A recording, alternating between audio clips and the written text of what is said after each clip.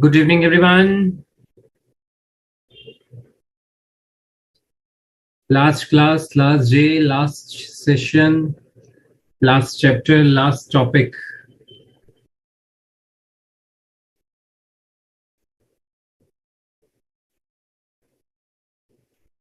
Okay. How many have reached the venue, the last session party venue? Only those people who are going to show their presence in the query session, they are going to be part of the party. The farewell party, right? आज तो movie देखने जाना है cinema hall में. हाँ.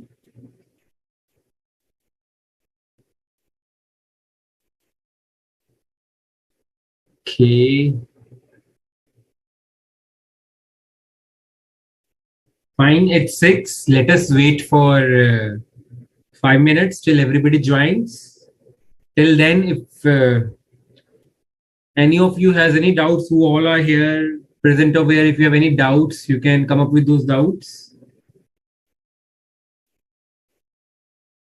Or it's fine, Ban ready. It will.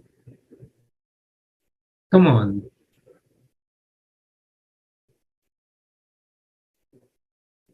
I don't feel so like I hope you don't have classes after 30th of September. I think your syllabus would be finished by that. So that you have the October month all by yourself. Nilabju says, no, it's completely fine. You look very happy. I'm always happy, Nilabju. It's not because it's the last class.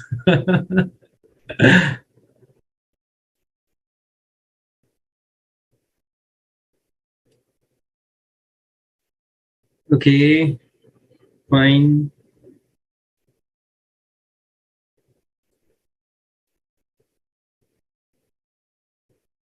Want to practice a case? Study based MCQ? Tell me. Can we have a test? A short test of 5 to 10 minutes? If you people are ready, let us see who gets how many marks. If you people are ready, we can have a short test. Bolo. Federal Public Accounts Committee is a committee which is, uh, you know, established by the Parliament. Members of Parliament, various members of Parliament of like various MPs are a part of this committee.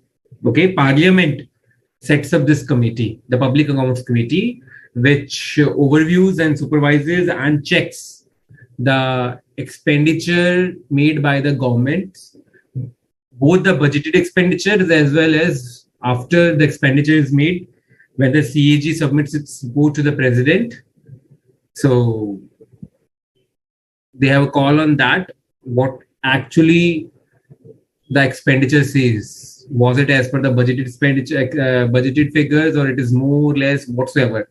So Public Accounts Committee is like, like we have audit committees in the companies, more or less similar, but not the audit committee, like a supervisory committee over the accounts of the government.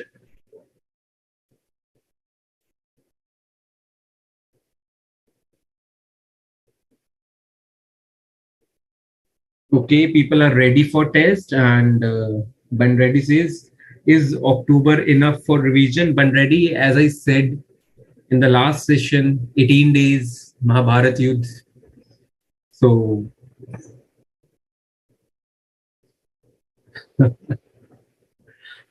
okay, so chalo, let's have a test, then we'll start. Let's visit a hotel. Let me see.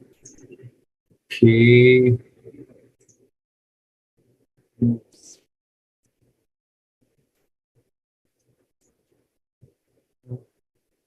Okay.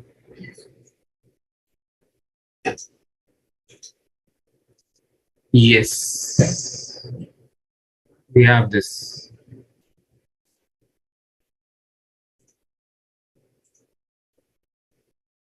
Ready as always, Hitesh, Shriram, Hiral. So it is an individual test, not a team-based test. We don't have time for that, for team and all activity.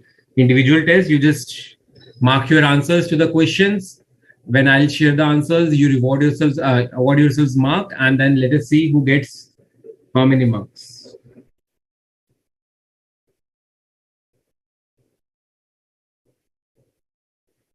Hiral, I told it in the last class, I suppose 65 years of age or 6 years, whichever is earlier, whichever happens earlier.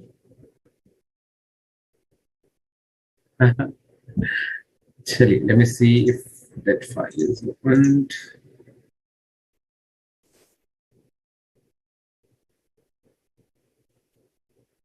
Okay. Yes.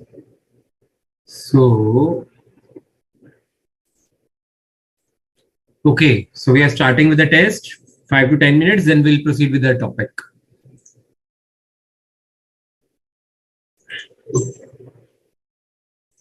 I hope you all can see on the screen.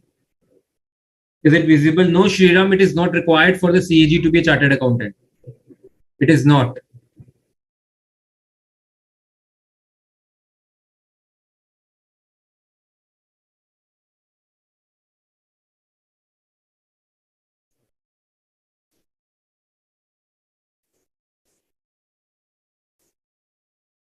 Is the screen visible to everyone? Can you see audit of different types of entities written? Okay. Chale. So please be with me. Let us read the case first, and then you'll have to answer the questions. Okay. CA Vipul Kumar is a chartered accountant who practices as a sole proprietor. Recently, he happened to visit one of the big hotels in town by the name of Garriott Hotels Private Limited to attend a wedding reception. There, he met the manager of the hotel, Mr. Kamal Sreen, who happened to be his college friend, and they had met after a very long time. The friends discussed many issues relating to the hotel business and its accounting complexities. Mr. Sareen is keen on appointing CA Vipul as the statutory auditor of the hotel and requests him for the same, to which Vipul C agrees. Thereafter, Mr. Sareen discusses with him the petty thefts of inventory as one of the major issues due to weak internal controls.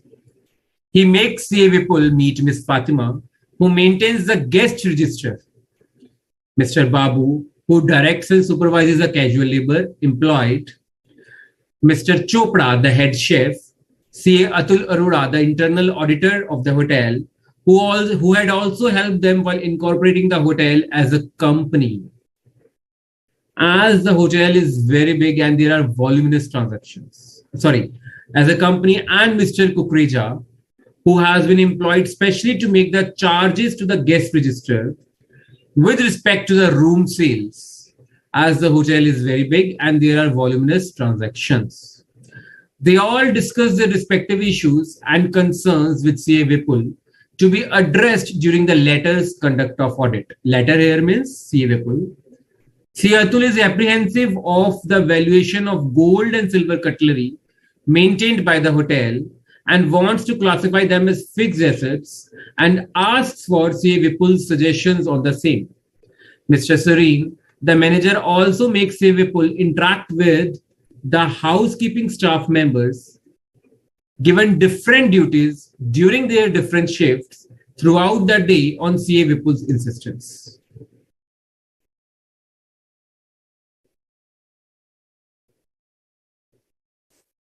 I hope it's clear now. I've enlarged it. Okay. So here is the case. I'm leaving the screen here for another 2 minutes. You can read it on your own as well. Please read it on your own for once more. I'm keeping it as it is for another 1 minute. Then we'll see the questions. Okay. You are very naughty, Banreddy.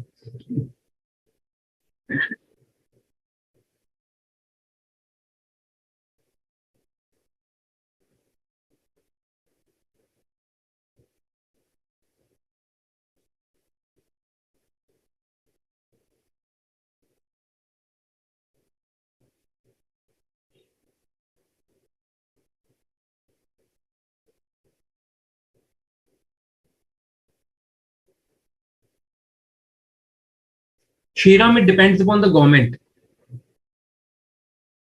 The eligibility requirements or being appointed as a C and AG. One should be a government servant and all. So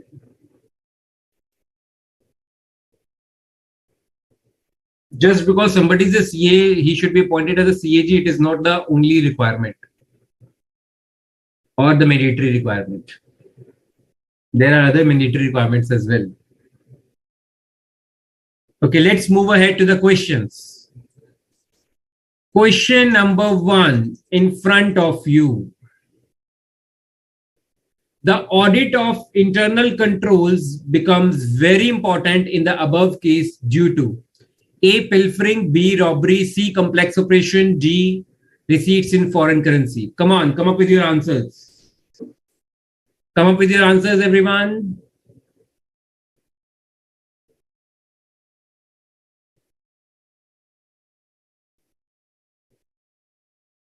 Question number 1. I'll give only 1 minute for every question. That's it. Good, good, good, good, good. Okay, just lock your answers. Next question. What is the job profile of Mr. Kukreja as seen in the above case? A. Receptionist, B. Night auditor, C. Housekeeping staff, D. Casual labor. I'll take you to Mr. Kukreja in the above case. What is the job profile of Mr. Kukreja as seen in the above case? Receptionist, night auditor, housekeeping staff, casual labor. Let's see what Mr. Kukreja does. Okay, where is, yeah, here it is, Mr. Kukreja. And Mr. Kukreja, who has been employed specially to make the charges to the guest register with respect to the room sales, as the hotel is very big and there are voluminous transactions. This is the work profile of Mr. Kukreja. Employed specially to make the charges to the guest register with respect to the room sales, as the hotel is very big and there are voluminous transactions. So what is the job profile? Receptionist, night auditor, housekeeping staff, casual labor. See what suits him the best and answer accordingly. Good, Pooja, Smita, good, very good. Very good.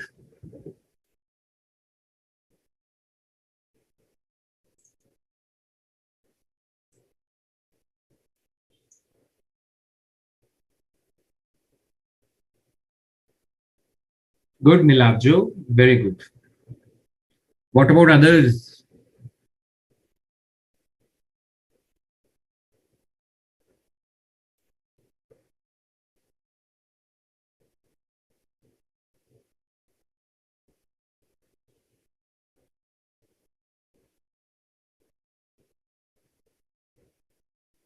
Good evening, Rahul.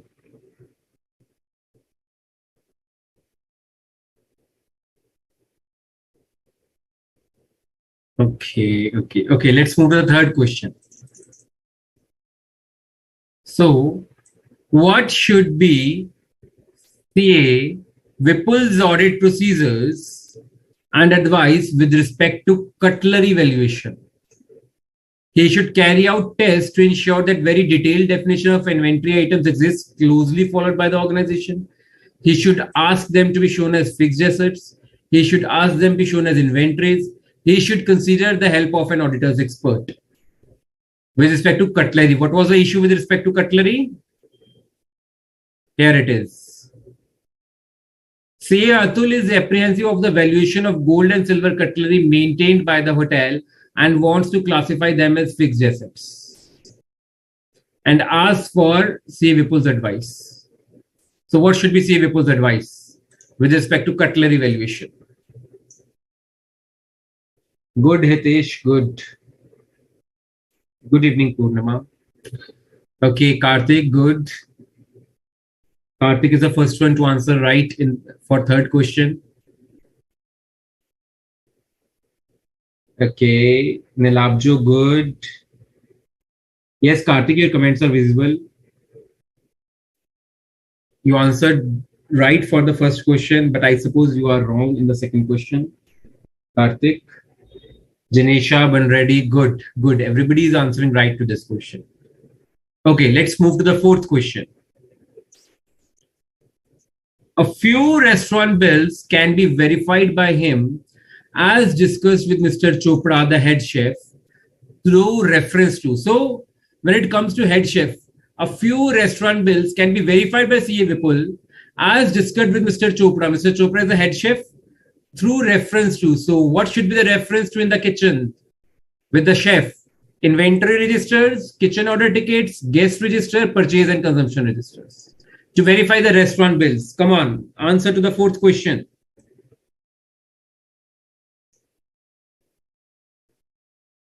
Answer to the fourth question, please. No, Shriram, no. Very good, Hitesh, right. For fourth, Smita, right. Hitesh, right. Nilabjo, right. For the fourth question. Good. Others? Oh, nice. Very good. Very good. Everyone has answered this right. And Mr. Bun ready with the drawing. Okay, let's move to the last question. The housekeeper prepares a daily report of the rooms which were occupied the previous night and the number of beds kept in each room. What should be CA Vipul's procedures with respect to such reports?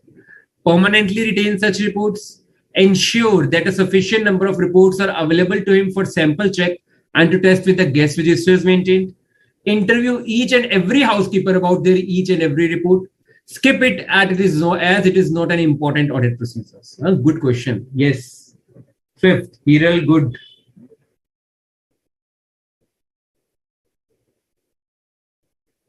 अच्छा दिलाब भी same I think अपना ही नाम मैंने allow किया है use करने को fifth good Hitesh good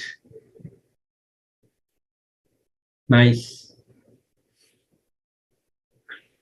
I've taken this test or case study just to instill some confidence, some energy to take up the next topic. Very good. Everyone has answered correct. Everyone. Very nice. Very nice. Okay, let's see the answers and now award yourselves marks and let me know how many marks is scored out of 5 or 10. Just let me know. Let us keep it a test of 5 only, right? One question for each mark and tell me how many marks did you score. So answer to the first question.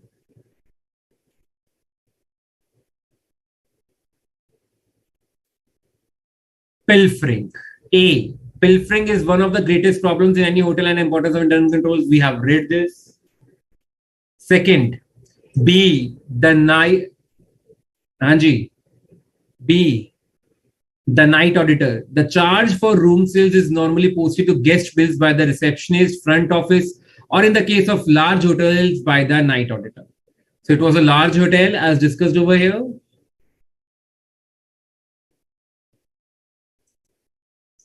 As the hotel is very big and there are voluminous transactions.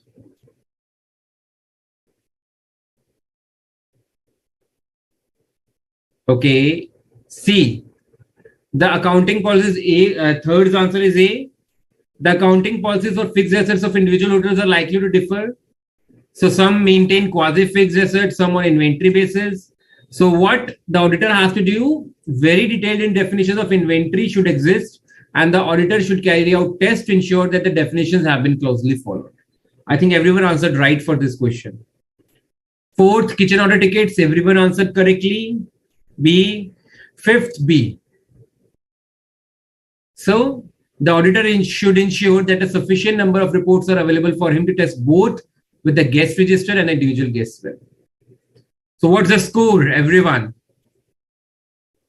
1A, 2B, 3A, 4B, 5B. 1A, 2B, 3A, 4B, 5B. What's the score, everyone? Nilabjo scores 5 out of 5. What about others? Pooja 4 out of 5. Hiral 4 out of 5. Meghna 4 out of 5. Hitesh 4. Okay, Purnama, that's fine. 100% correct. It's Karthik 4 out of 5. Hitesh 4 out of 5. Smita 5 out of 5. Banreddy 3 out of 5. Good. Good. Anything 3 to 4 is perfectly fine. 3 out of 5, 4 out of 5, perfectly fine. Jinisha 4. Hitesh 4. Rahul says he answered for third and fourth, and both are correct. Good, Rahul. Okay, Shriram still. If you are answering 3, getting 3 marks, it's completely fine, but below than 3 is not justified. Chaliye, let's move to our another topic. Topic of the day. First, we'll be finishing off before break with the cooperative societies, and after break, the other miscellaneous topics, short topics, which you'll be helping me with. Okay, Nagarjun says 3. Banreddy has sent a medal for Nilabjo. Chala. So cooperative societies, as the name suggests, cooperative. That means with the cooperation of each other.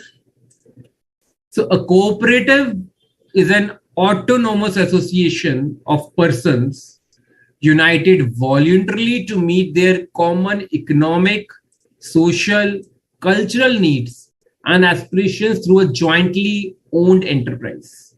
People cooperate with each other in these sectors. They come together and they pool funds and give it the form of a society. It starts at a very, you would say,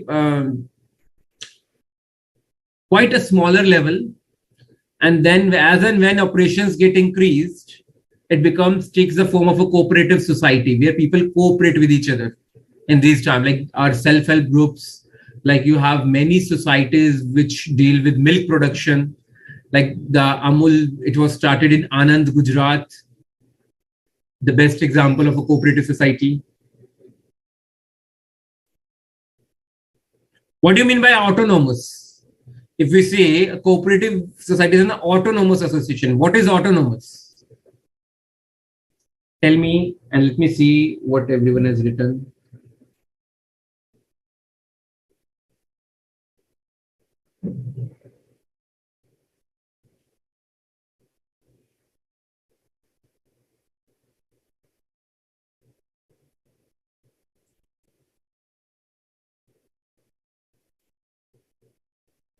Okay. Karthik says independent. Shriram, yes, independently, not dependent upon. They are not dependent upon any external help. Autonomous association. So cooperative society is a business organization with a special mode of doing business. By pulling together all the means of production cooperatively, elimination of middlemen and exploitation from outside forces. Let us take an example. Yes, self-governed. Good, Nilabjo, Hitesh. Let us take an example. Banreddy, Karthik, Shriram, Nilabjo, Hitesh. Now, Banreddy is a person of like very much attached to his roots and all. He belongs to a village. It's just an example. I know you hail from Hyderabad, but still. And he has kettle, right? So kettle, he's running a small business of milk production and distribution in the village, right? And Karthik is a person who has a degree in food, in some science related to food. And who about other Sriram is very much good with the accounts and taxation work. And then we have Nilabju, who is very good with his marketing skills and all. And they are all friends. They belong to one village or a smaller town.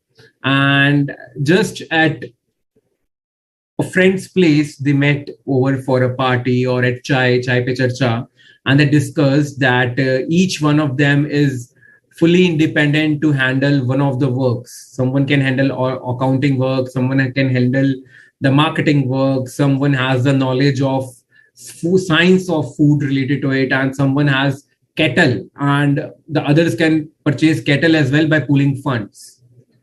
So they all decided to form a society, a cooperative society. Not the five of them, but at least they'll invite some more people as well. And they themselves will be doing each and every work. There'll be no middleman required to sell their milk in the market or to the companies, because Nilabju is a member and he has very good marketing skills. He'll take care of the marketing department. Others will take care of the accounts department, the kettle's maintenance department. So this is how cooperation is there. They are pooling together all the means of production cooperatively.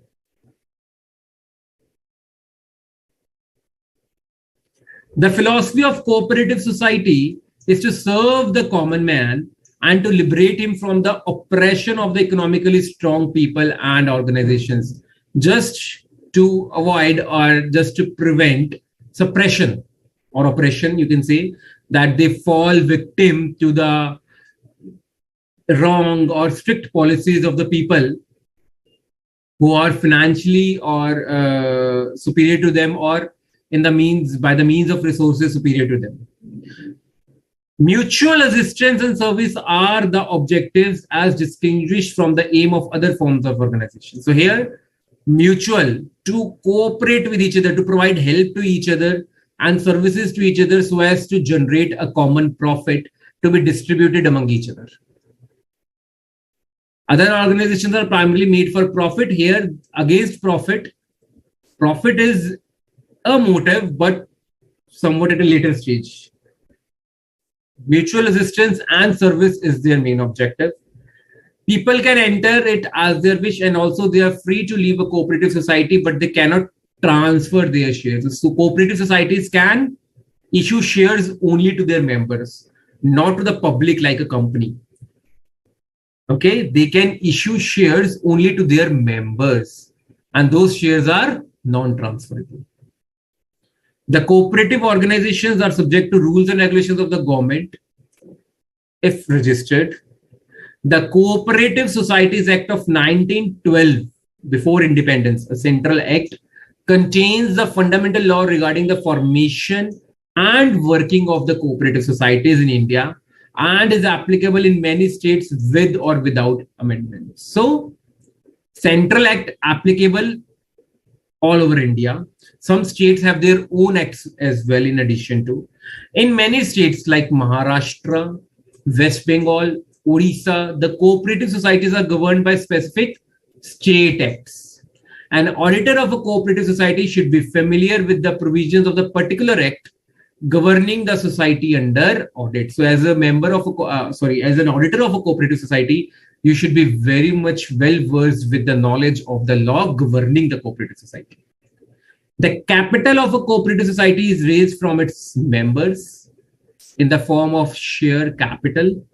As share capital is not sufficient to meet the operational cost of the society, it borrows loan from the government or an apex cooperative organization, a cooperative organization which might be higher in hierarchy to it, or which has more bigger, larger operations. In a cooperative society, each member is given one vote irrespective of the number of shares held by him. Very important, him or her. Irrespective of the number of shares you hold, unlike the companies where one share carries one voting right, here, irrespective of the number of shares you hold, जितने भी share हो आपके पास, doesn't matter. आपको voting right मिलेगा on membership basis. One member, one vote. In this organization, nobody can control society based on his share capital. And there is no minor, major, or like, no, that my minority shareholders, majority shareholders, 51-49, nothing like that. It is just an equal. We'll read in the topics to come that there is a cap on the maximum shares any member can hold in a cooperative society.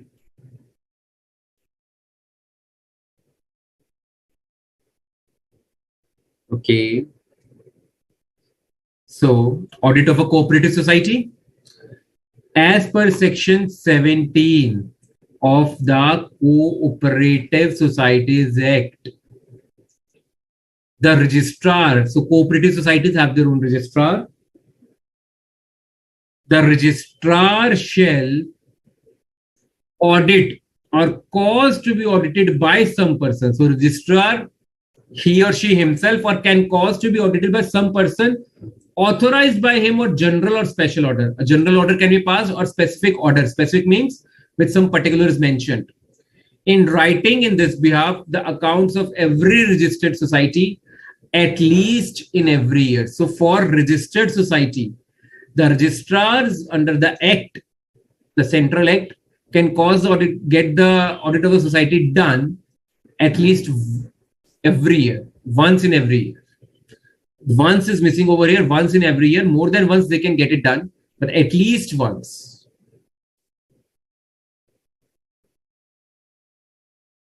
Okay. No one ready, your thinking is wrong. The audit with respect to this fact only. The audit under subsection 1 shall include an examination of overdue debts, if any, and a valuation of the assets and liabilities of the society. Will see what is overdue debt. The registrar, the collector, or any person authorized by general or special order in writing this behalf by the registrar or the collector, or any person who has been authorized by the registrar by means of a general or special order, shall at all times have access to all books, accounts, papers, and securities of a society, and every officer of the society shall furnish such information with respect to transactions and working of the society as a person who has been authorized by the registrar to do so. So registrar here means a person appointed to perform the duties of a registrar of a cooperative societies. This registrar is different from the registrar of MCA.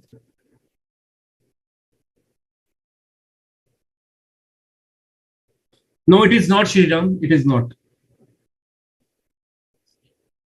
Audit of a cooperative society, the role of a chartered accountant. A chartered accountant has to be a significant role. So he can guide them in writing of accounts, installation of the accounting system, software, internal audit services the chartered accountant can provide, management accounting services, taxation work. Points to be kept in mind with respect to the audit of a cooperative society. So this is not, these are not the audit steps. These are not the audit steps. We'll do that later on, the audit steps in the next slide. Here it is, with respect to the audit of a cooperative society, what should you know? Okay, what should you know?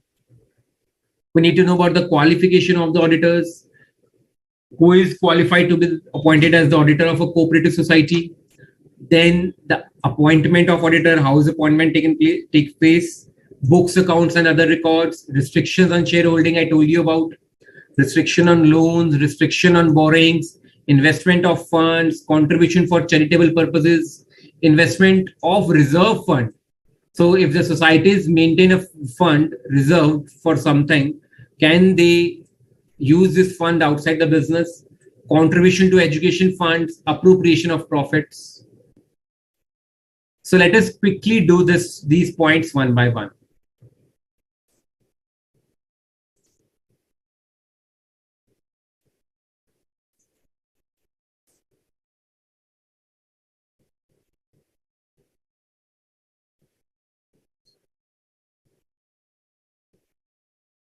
So here we are.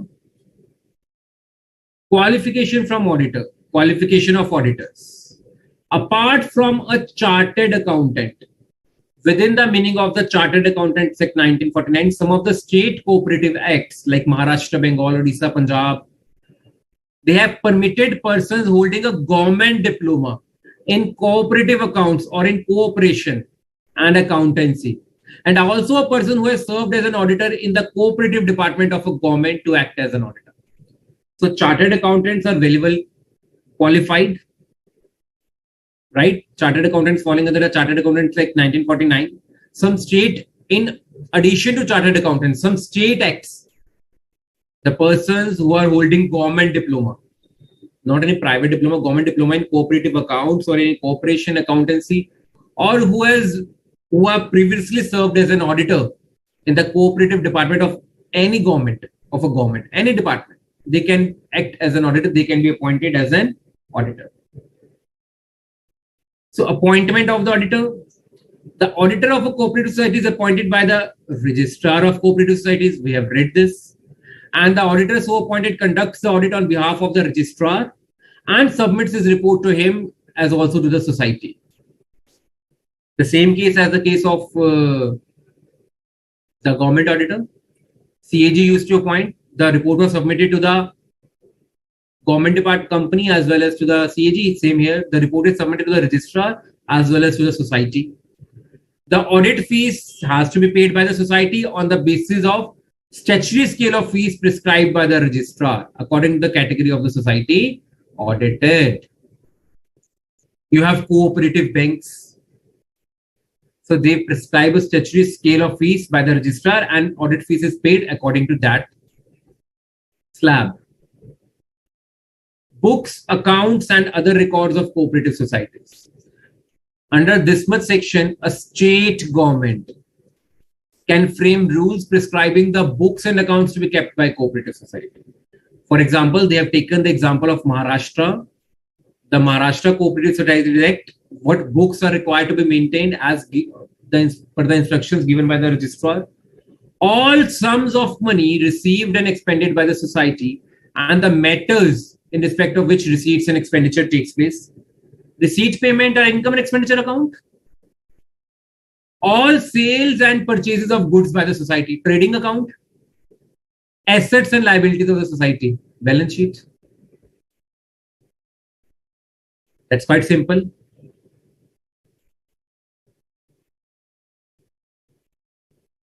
Okay. Now, this is just an example. The society can maintain additional documents, registers, or whatever it finds suitable, right?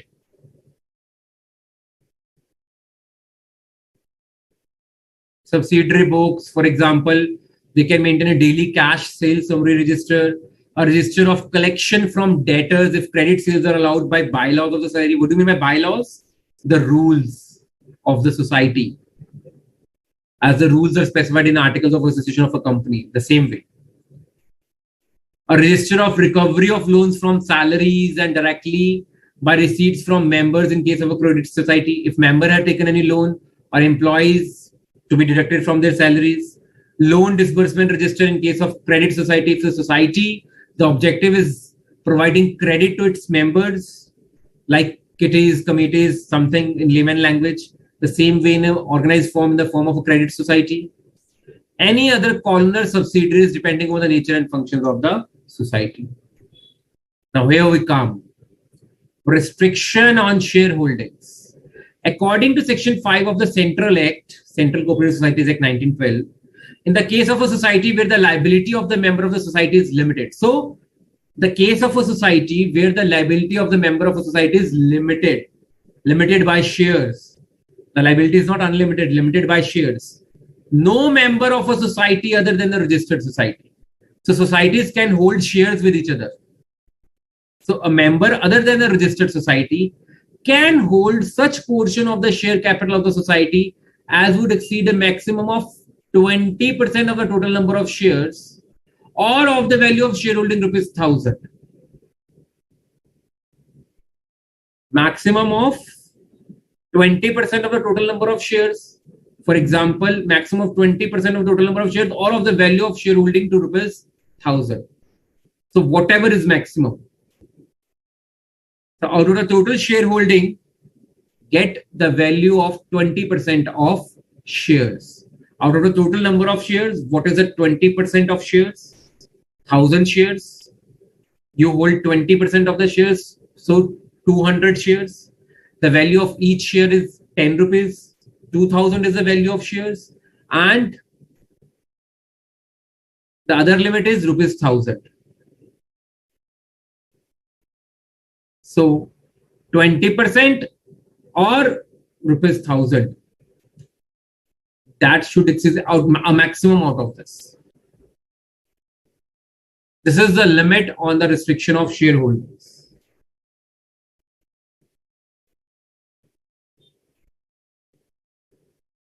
So Vandriya, like in the case I gave you of milk production, purchase of milk from villagers and further distribution,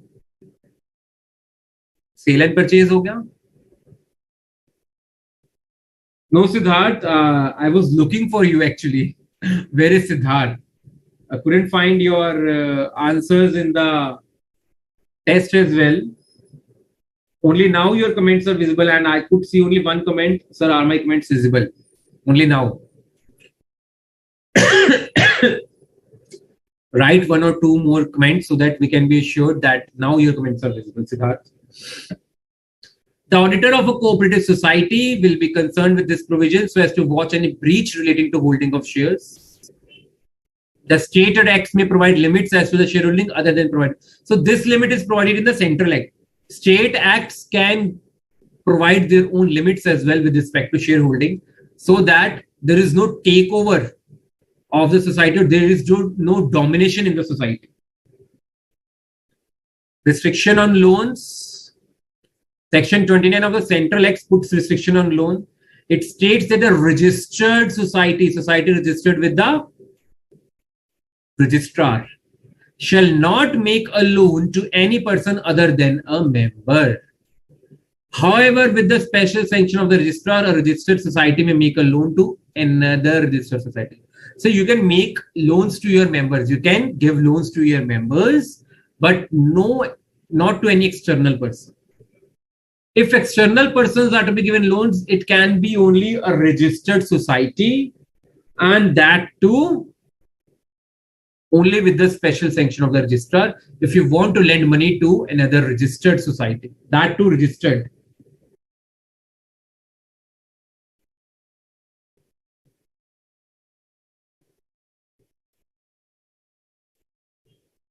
No, Hiral, no. No. Only members can hold the shares of the society.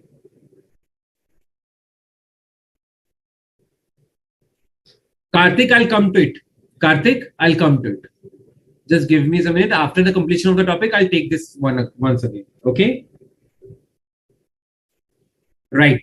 The state government may further put such restriction as it thinks fit. Again, on giving loans, state government can put its own restrictions. Now, this was on advancing loans. Now, this one is on borrowings. Section 30 of that further puts restrictions on borrowings. According to this section, a registered society shall accept loans and deposits from persons who are not the members, subject to the restrictions and limits of the bylaws of the society. So a society can borrow from its members. If it wants to borrow from the outside persons, the auditor will check the bylaws, whether the bylaws of the society allow to borrow from outside of the society other than the members or not. Whatever the bylaws says, the auditor will check the accounts on that basis. Investment of funds with the society. The societies would have funds pooled from its members, so they might be lying idle for some time. So section 32 of the Central Act says, in what ways can a society invest or deposit its fund? One or more of the following options: in the central or state cooperative banks, in any of the securities specified in section 20 of the Indian Trust Act, in the shares, securities, bonds or debentures of any other society with limited liability. So in the securities of any other society with a limited liability. In any cooperative bank other than the central or state cooperative bank as approved by the registrar on specified terms and conditions, or any other methods permitted by the central or state government. So these are the 5 ways where the societies can invest their funds. Okay. Appropriation of profits. Section 33 says prescribed percentage of profits should be transferred to the reserve fund before distribution as dividend or bonus to members. So this particular section has prescribed how much percentage of the profits has to be transferred to what reserve. That should be abided by, that should be done with. Only then the auditor has to check whether the such percentage has been transferred to the reserve fund maintained by the society before being distributed as dividends or bonus.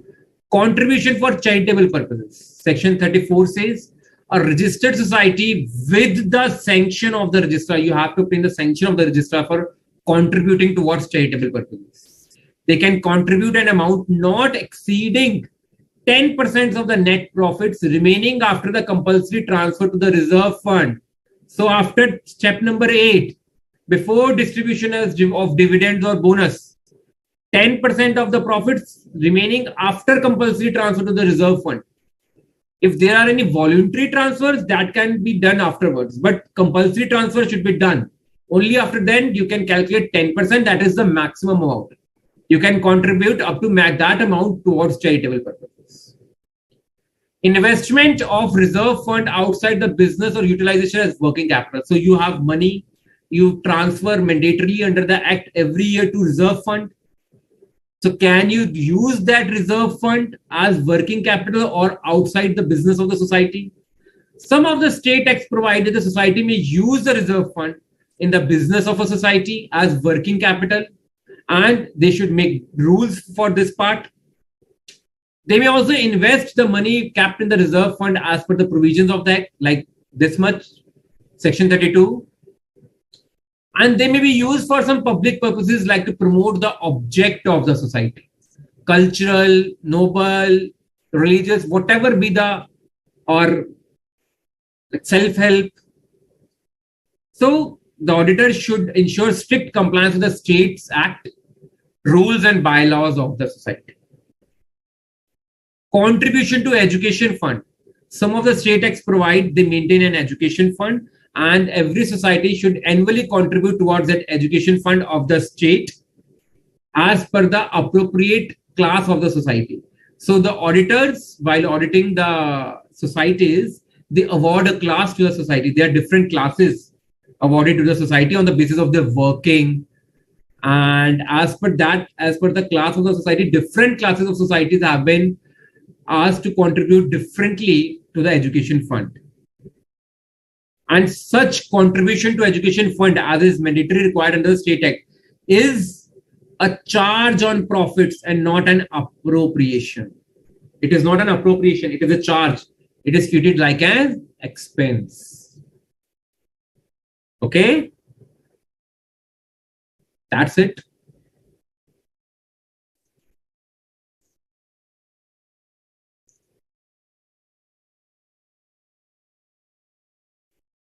Yes, Hitesh, yes. If state set no limit, central limit will be applicable.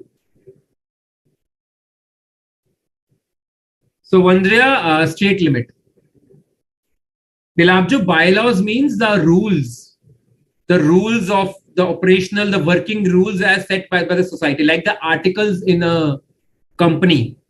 Articles lay down the rules, the policies, procedures to be followed with the working. The same way, bylaws of any organization, bylaws are the, apart from the laws, the acts governing their organization, the rules which have been framed by themselves.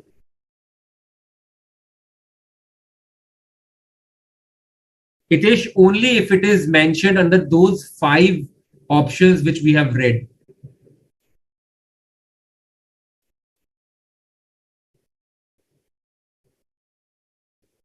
A second.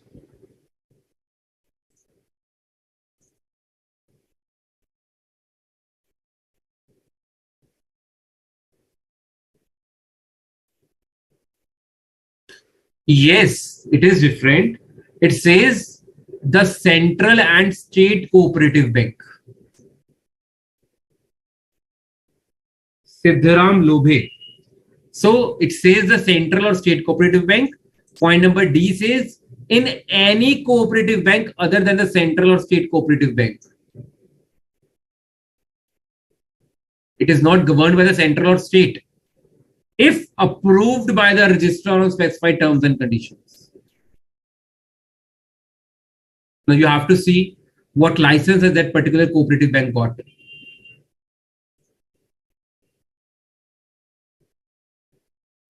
No, Karthik, the state-wise cooperative acts usually don't override the provision of this. See, the Central Act is 1912, right? And usually what happens, the state acts do not override the Central Act. But they would never override the provisions.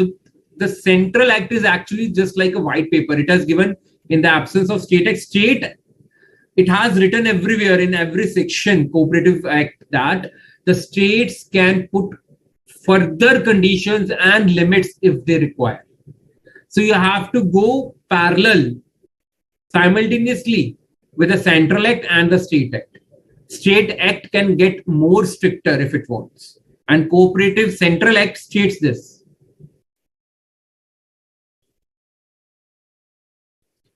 Now, special features of a cooperative society's audit. What are the special features of a cooperative society's audit? Let's do that.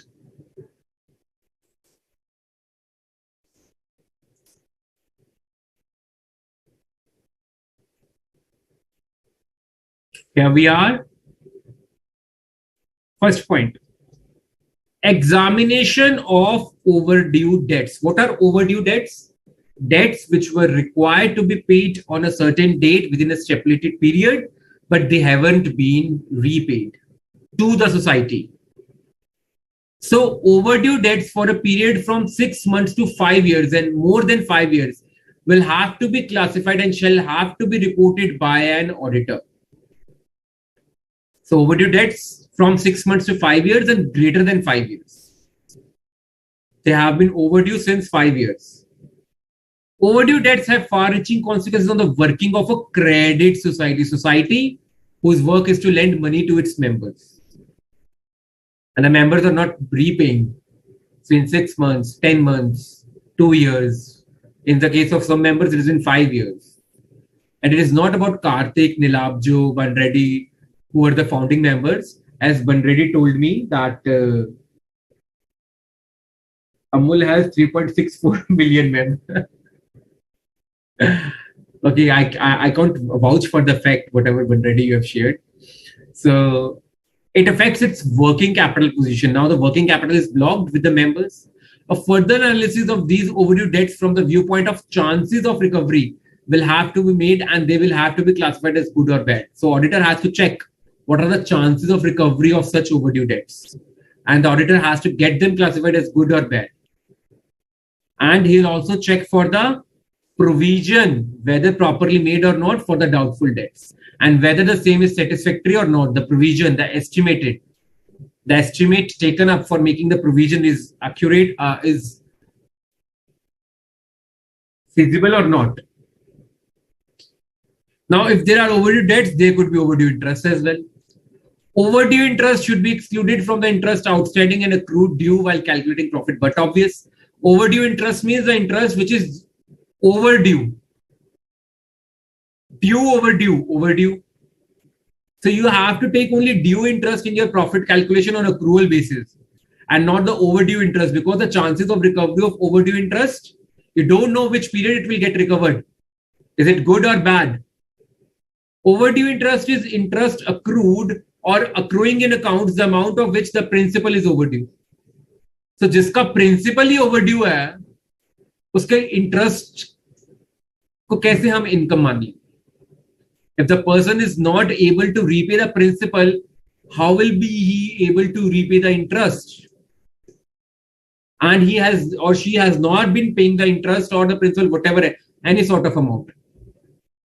So in practice, an overdue interest reserve is created, and the credit of the overdue interest is credited to interest account is reduced. A separate reserve is created, and from the interest income account, which is to be put in the profit and loss account of the society, that much portion of overdue interest is decreased and it is put in the overdue interest reserve. So we debit the interest account and credit this reserve.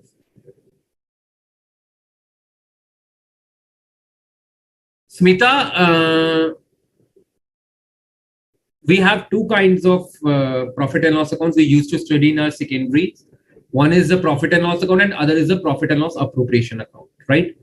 When it is considered with the division of profits, like you have to give dividend to equity or you have to divide interest and salary to the partners, then you make profit and loss appropriation account. That is called appropriation. You have reached the final stage of profit and now you have to divide it, transfer to various funds and all, distribution among the members or the partners. And before reaching that stage, you have to deduct expenses from the income. So those expenses are a charge against the income.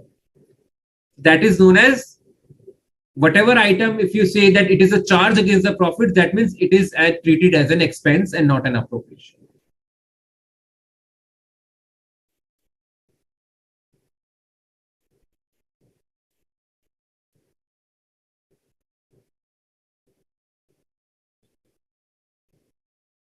Hitesh, it is completely subjective. That depends upon the auditor. Certification of bad debts. A peculiar feature regarding the writing off of the bad debts as per Maharashtra Act is very interesting to note. It says the Maharashtra Act says bad debts can be written off only when they are certified as bad by the auditor. The society cannot write off any debt as bad in its books of account on its own.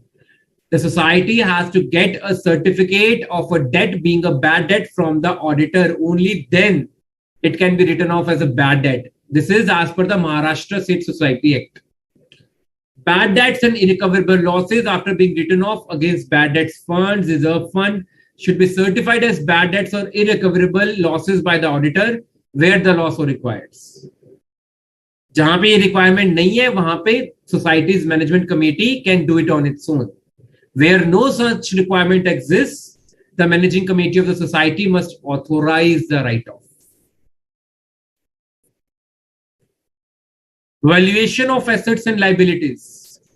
So no specific provisions in the act or rules. General principles of accounting, auditing convention standards. Fixed assets can be valued at cost, less provision for depreciation.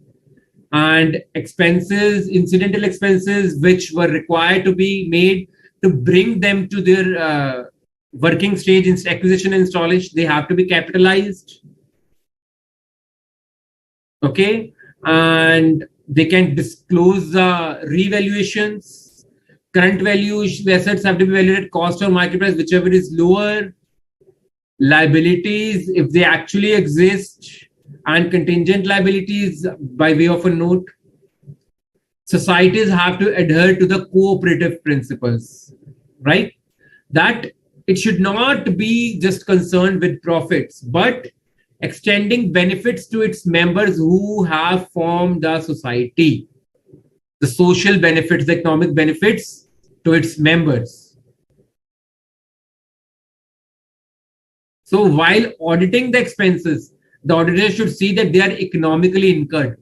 As a person would incur money, would spend money out of its own pocket, a layman, with rationality and wisdom, and there is no wastage of funds. Propriety, if you remember. Middlemen commissions, as far as possible, should be avoided because you are so many people in a society. Why to take the help of an external person and pay him? And the purchases are made by the committee members directly from the wholesaler. There should be no middlemen involved. In rarest of the rarest cases, if you require a middleman, only then. Otherwise, the principles of propriety of audit should be followed for the purpose. Observation of the provisions of the acts and rules. Whatever acts are there applicable on the society and rules made thereunder, they should be followed. Verification of members' register and examination of their passbooks. Very important. Examination of entries in the members' passbooks regarding the loan given and its repayments, confirmation of loan balances, very much important in a cooperative organization to ensure that the entries in the books of accounts are free from manipulation. specifically in the rural and agricultural credit societies, because they require money. The farming season requires money beforehand. So members are not literate, and as such, this is a good safeguard on their part. Okay, so test making the auditor has to do. Now the next part. Karthik, overdue interest is not credited to the interest account. Overdue interest is first the interest. It is an interest income. It is first credited to the interest account as an income. Further, when we get to know that it is an overdue interest, or it is classified as an overdue interest, it is deducted from there by debiting the interest account, income account, and crediting the overdue interest reserve account. So interest, if even if overdue is first credited to the income account, thereafter it is debited from there to just make a double entry and credited to the reserve fund account. I hope I'm clear, Karthik.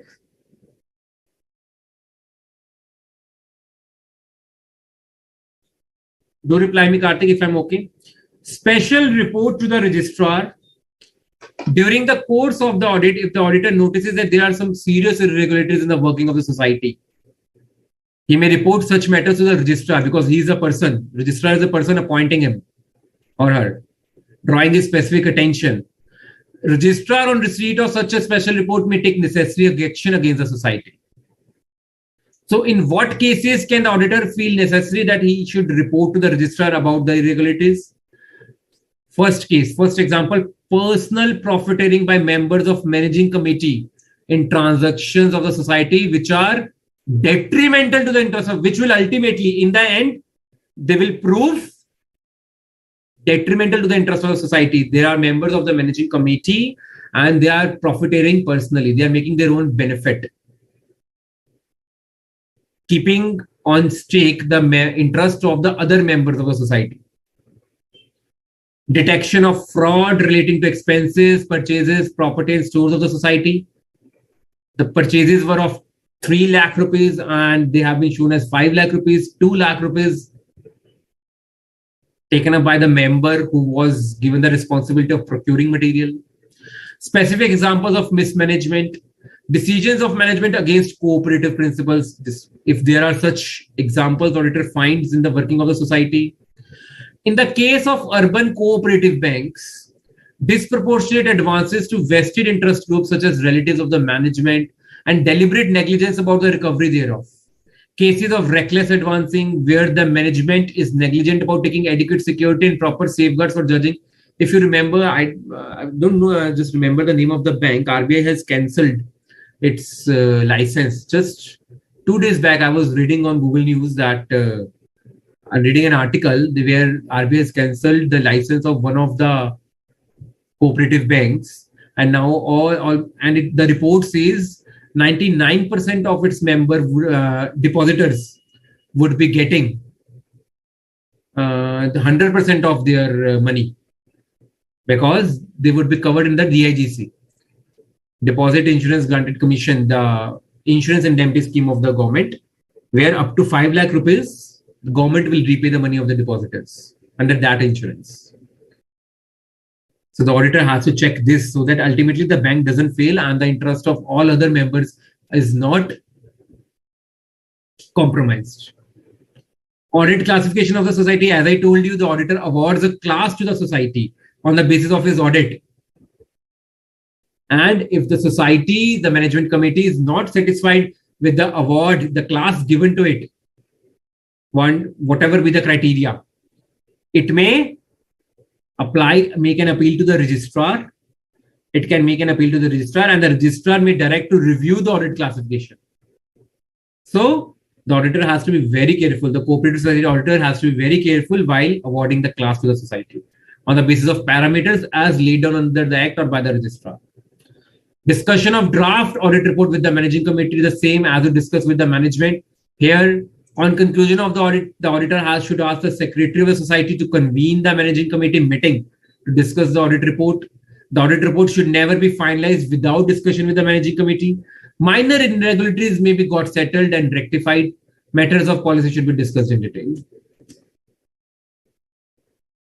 Okay.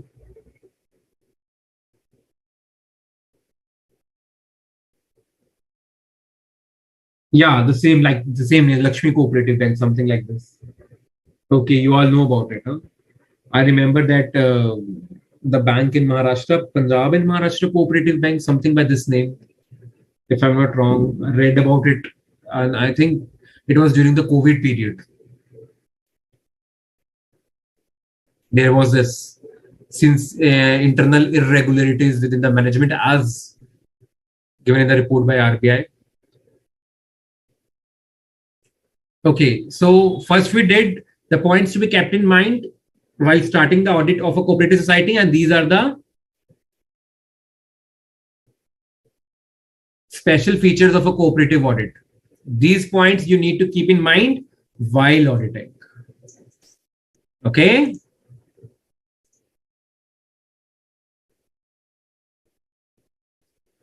Karthik, the basis of awarding class is that they can take various government benefits, or it is it is a parameter or a performance measure of their working, so that government can take necessary actions on its part, the class of the society, or it can get various benefits from government schemes, something like this. Yes, Hiral, it is compulsory. It is in the case of company as well, Hiral. Because we say discuss with them some of the points, some of the minor irregularities can be rectified at the same time. Why to drag everything in the audit report and then report to the registrar? If there are some serious irregularities that have to be mentioned, otherwise a discussion with the auditor is always good, that we have found this, there could be some exceptional circumstances. So it is always good. Let us move ahead.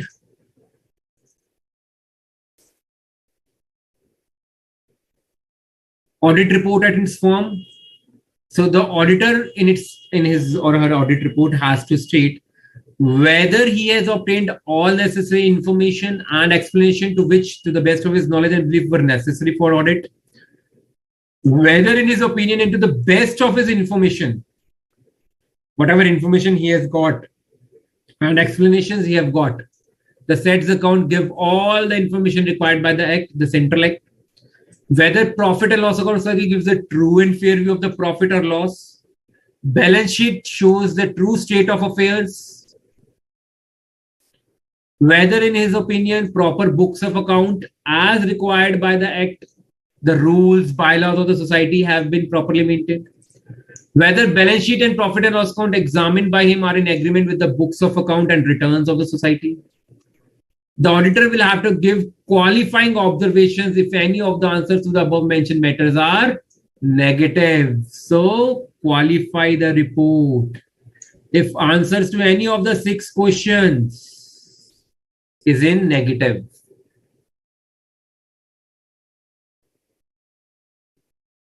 Okay.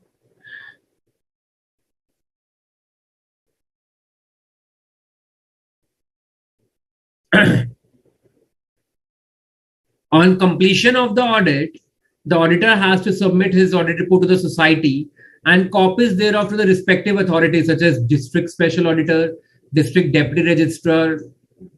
The audit report has to be submitted in the prescribed form specified by the registrar. The form of the audit report to be submitted by the auditor as prescribed in various states contains a number of matters which the auditor has to state or comment upon. So they have given a number of matters, a checklist, and the auditor has to write on those matters or comment upon. For example, under the Maharashtra State Cooperative Societies Act requires the auditor to make an affirmation pertaining to proper maintenance of books of accounts, true and fair nature of financial statements, etc. It is a part of the format. In addition to the above, the auditor will have to attach schedules to the report regarding what? All transactions which appear to be contrary to the provisions of the Act or the rules or the bylaws of the society.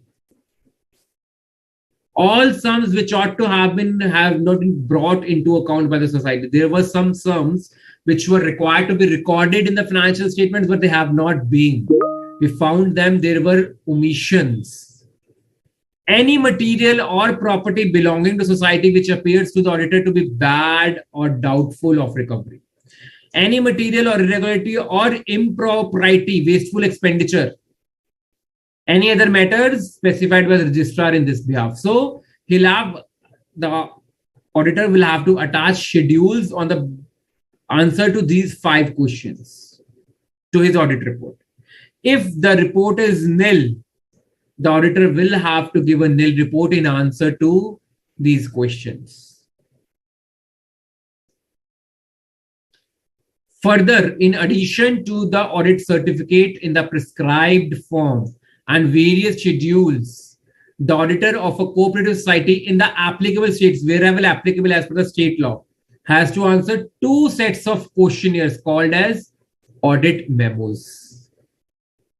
The first set of the audit memo or questionnaire is of general nature and is applicable to all types of societies, every kind of society, such as urban banks, consumer stores, credit societies, like someone gave the example of consumer stores, Suvidha stores. The second set of questionnaire is specific for a particular type of society. These questionnaires are drafted in detail and serve the practical purpose of audit program.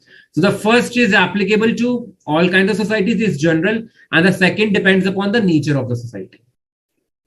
The audit report in a narrative form is also required to be submitted. By the narrative means giving narrations of the observations, addressed to the chairman of the society. Generally, narrative audit report as per convention is divided into 2 parts, part 1 and part 2. Part 1 of the report is very important, which throws light on the comparative financial position with respect to previous year, capital structure, solvency position, and the profitability or otherwise of the society. Otherwise means exceptional cases, other cases. It may contain comments on the working of the society and the auditor's suggestions for future improvements.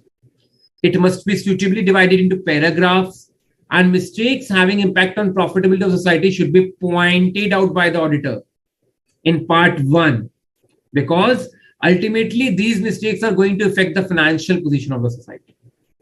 The part 2 of the narrative report points out the observations of routine nature, which are the finished products of the routine vouch and post audit, such as missing vouchers, loan bonds, inadequacies of document, mistakes of principles in accounting. So basically, routine nature observations should be pointed out in part 2. The observations which could have a severe impact on the financial position of the society, the profitability of the society, they are important and should be narrated in part 1. Okay. Yes, Karthik, seems so.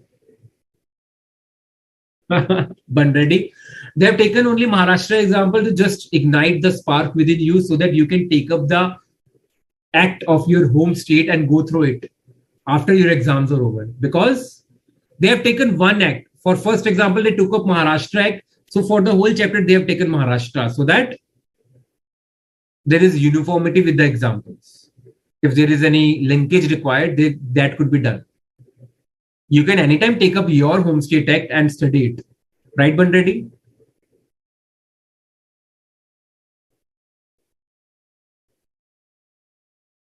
It happens everywhere, Hitesh. It happens everywhere. The auditor has to be cautious. That is why the concept of audit, there should not be any heavy mistake. I hope it is clear. The audit report and its form, quite simple, quite explanatory. Now, multi-state cooperative societies, MSCS, societies which have their operations in more than one state in India, and they are governed by acts of multiple states. Further, at the central level, they are governed by the Multi-States Cooperative Societies Act of 2002. Cooperative societies whose objects are not confined to one state are known as multi-state cooperative societies. They are governed by this act, which came into force in August 2002, contains detailed provisions regarding registration, membership, and management of such bodies. So multiple state Multi-State Cooperative Societies Act prescribes these books of accounts. Which books? All sums of money received and expended, all sales and purchase of goods. I told you, trading account, profit and loss account, assets and liabilities, balance sheet. In addition to that, if the multi-state cooperative societies engage in production, processing, and manufacturing, these activities, production of the commodity or its processing or its manufacturing, then books relating to utilization of material, Chapter 2 costing, labor, Chapter 3 costing, or other relevant items. Basically, prime cost. Remember it by prime cost. So they'll have to maintain books relating to prime cost as well. How the material is utilized, actually the material cycle and the labor. This is an extra requirement in the Multi-State Cooperative Societies Act.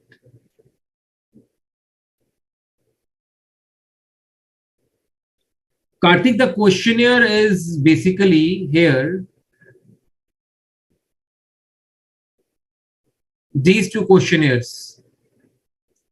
They are usually given under the Act.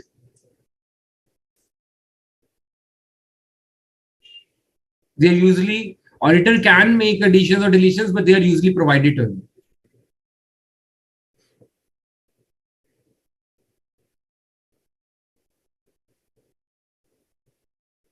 Yes. Rahul, confined means limited. So, audit of a multi-state cooperative societies act, there are 5 points. Qualification of auditors, appointment of the auditor, powers and duties of the auditor, content of the auditor's report, and power of the central government to direct special audit in certain cases. In the case of multiple state cooperative societies, special audit. So qualification of auditors, appointment of auditor, powers and duties, contents, these are self-explanatory. You can refer StudyMed for that. We have done for in general cooperative societies. So you can refer it from the StudyMed. The first 4 points, qualification, appointment, powers, duties, contents, quite general, and you'll be able to understand. I'll come directly to the 5th point. Power of the central government to direct special audit in certain cases. So, if you remember, the government had the power of the CAG, the normal audit, then the supplementary audit, then the test audit. In the same case over here, the central government has this power in the case of societies, direct special audit. In what cases the central government can direct special audit? If it claims or the government feels that affairs of the society are not being managed in accordance with prudent commercial practices. They are being managed in a reckless manner without considering for the rational concept of prudence. Wasteful expenditure is being made. If it is a credit society, money is being lent without considering the credit worth of the member. Managed as it would cause injury to the interest of trade or business. If the affairs are being managed as if they are harmful to the interest of the trade or business, as a general for the whole industry. Financial position is such as would endanger its sole insolvency. There should be solvency, not insolvency. So the financial position is such that it may get insolvent in coming future. So before anything such happens, the government gets cautious and directs for a special audit of the multi-state cooperative societies just to get in action at the right time before anything harmful happens.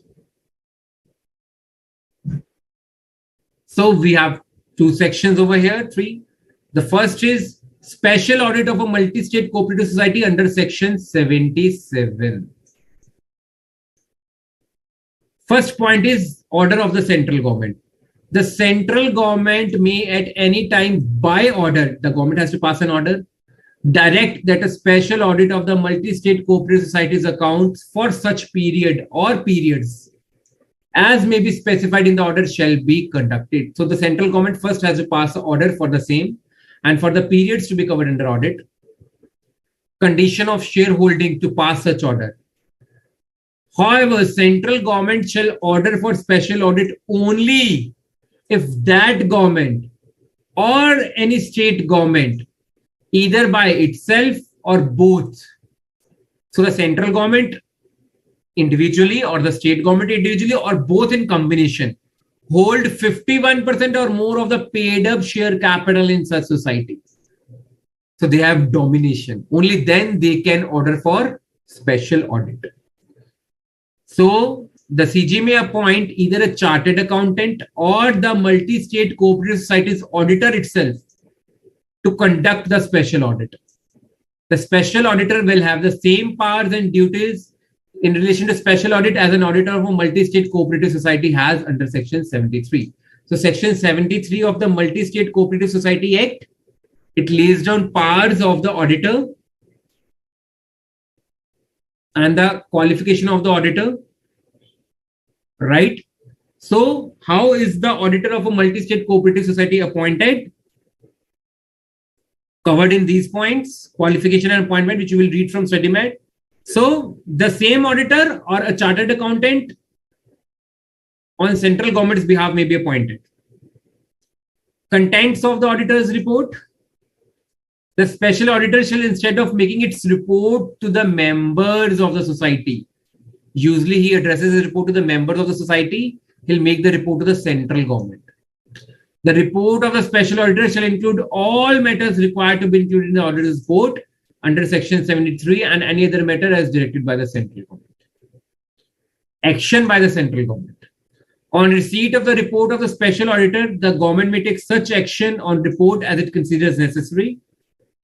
If the central government does not take any action on the report within 4 months from the date of receipt of the special audit report, the government within 4 months, if it has to take any action, it is fine. After the expiry of 4 months, it will send to the multi-state cooperative society either a copy of such audit report or extracts some pages or some important paras relevant from the audit report with the comments given by the government department, central government department thereon. And it will require the multi-state cooperative society either to circulate such copy or extracts to the members or to have them read in the next general meeting. So if the central government takes action, it has to take action within 4 months of the receipt of the special audit report. But if it does not take any action after the expiry, it should send, because it is answerable why the special audit was conducted. It is usually conducted in unusual circumstances. So what was unusual circumstance? So it is the government's duty to send the report as a whole or some extracts from the report to the society's management committee so that they could be circulated to all the members of the society. Why was the special audit conducted? They want to know. Or if not circulated, to be read out in the next general meeting. So special audits expenses, the fees of the auditor. So for any special audit, including a remuneration of the auditor, shall be determined by the central government and will be paid by the, whatever central government decides, it's final because it is getting the audit conducted, and it will be paid by the society whose audit was conducted, special audit. Okay. And if not paid by the multiple state cooperative society, it shall be recoverable from the society as an area of land revenue. Area of land revenue means it dates back to British times because they used to collect taxes on the basis of land holdings from the Indians. And if they were not able to pay, they will file a case. They had a proper mechanism. So this language is from British time period law as an area of land revenue. Whatever procedures were there to recover areas of land revenue, that same procedures, court case or whatever be the case, notice, that would be followed.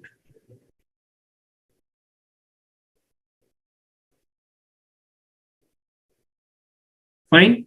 So this was a special audit of multiple state cooperative society under Section 77. Now, Section 78. Inquiry by the central registrar. Now, the central government special audit, Section 77. Now comes the central registrar, government replaced by registrar. not the registrar of the state under Act. It is under the central registrar under section 78. When can he get an inquiry done? Inquiry means asking for information from the society. The central registrar may, on a request from, request कौन करता है? क्या circumstances हैं जिस case में inquiry होगी? A federal cooperative to which multi-state cooperative society is affiliated. A federal cooperative means where there is two or more than two cooperative societies involved in a multiple state cooperative society. Any society can ask a creditor or not less than 1/3 of the members of the board, governing board committee. Even a single creditor may make a request for inquiry, or if members of the society board, governing board, at least 1/3 of the members. If there are 60 members, at least 1/3 of the board. If there are 12 members in the governing board of the society, at least 4 members will have to sign that application, that request. More than 4 can also sign, but at least 4 are required. Not less than 1/5 of the total number of members of a board. If you want to apply this condition on the total number of members rather than members of the board, then at least 1/5 of the total number. If there are 100 members in the society and 20 or 21, let's say 21 are the governing board and total members are 100. Out of those 100, 21 form the governing board. So if the members of the governing board have to make a request for inquiry, at least 1/3, that means at least 7 members will have to file the request. If all the members or some of the members of the multi-state cooperative society want to make this request, then at least 1/5 of the total number. If there are 100, at least 20 members will have to make that request. How is this inquiry conducted? The central registrar will hold an inquiry himself or herself or direct any person authorized by him by order in writing on his behalf to hold an inquiry into the constitution of the society, the working of the society and financial condition of the multi-state cooperative society. And before holding such inquiry, 15 days notice must be given to the multi-state cooperative society. At least 15 days notice would be given to the society that why an inquiry should not be conducted against your affairs. So what are the powers? Powers given to the central registrar or the person authorized by him on his behalf for conducting the inquiry. Access to all books of accounts at reasonable times. It doesn't mean that you're going at 12 in the midnight and ask for books. Reasonable times. Documents, securities, cash, properties, every document. And they may summon any person. Summon means call for information. In possession or responsible for the custody of such books, accounts, documents, securities, to produce them at any place specified by him. He may, by notwithstanding any bylaw specifying the period of notice of general meeting of the society. So the societies would have made bylaws to conduct the general meeting, and by how, before how much time to conduct a meeting, a notice should be given. An advance notice should be given to the members. That must be, a provision would be there in the bylaws of the society. So the central registrar may do away with this rule, this bylaw, and he can ask the officers of the society to call a general meeting of the society by giving notice of not less than 7 days. So at least if the bylaws prescribe 10 days notice, 20 days notice, 1 month notice, he can do away with this requirement, and he would ask that a meeting of the society be called up to discuss some important matters based upon inquiry. I want to inquire something, and at least 7 days notice he would give. Whatever it be the rule of the society, he will give 7 days notice. At least 7. He can give 8, 10, but at least 7. At such time and place at the headquarters of the society to consider such matters as may be directed to him, the matters which are a matter of his inquiry, and where the officers of the society refuse or fail to call such a meeting, he shall have the power to call it himself. He'll himself send the notices of the meeting to all the members if the members, managing members of the society, fail to circulate such notice. He may summon any person who is reasonably believed by him to have any knowledge of those affairs, either external or internal to the society, to appear before him at any place at the headquarters of the society or any branch of the society thereof, and may examine such person on oath. Like मैं गीता पे हाथ रख के कसम खाता हूं, like that oath.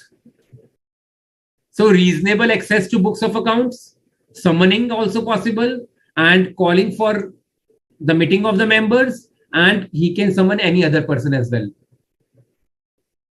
So further, the central registrar shall, within a period of 3 months of the date of the receipt of report, if he has made the report himself, then the date of the report. If he has delegated, authorized some other person to conduct such inquiry, within 3 months of the receipt of such report, communicate the report to multi-state cooperative society, the financial institutions with which the society is affiliated, taken loans, have bank accounts with that financial institution, and to the person or authority, if any, at whose instance the inquiry was required. The person who made the request for inquiry, to those person or persons, and any other persons who needs to know, have knowledge of such fact of the inquiry, within a period of 3 months of the date of the receipt of the report. So this is an inquiry under section 78 by the central registrar.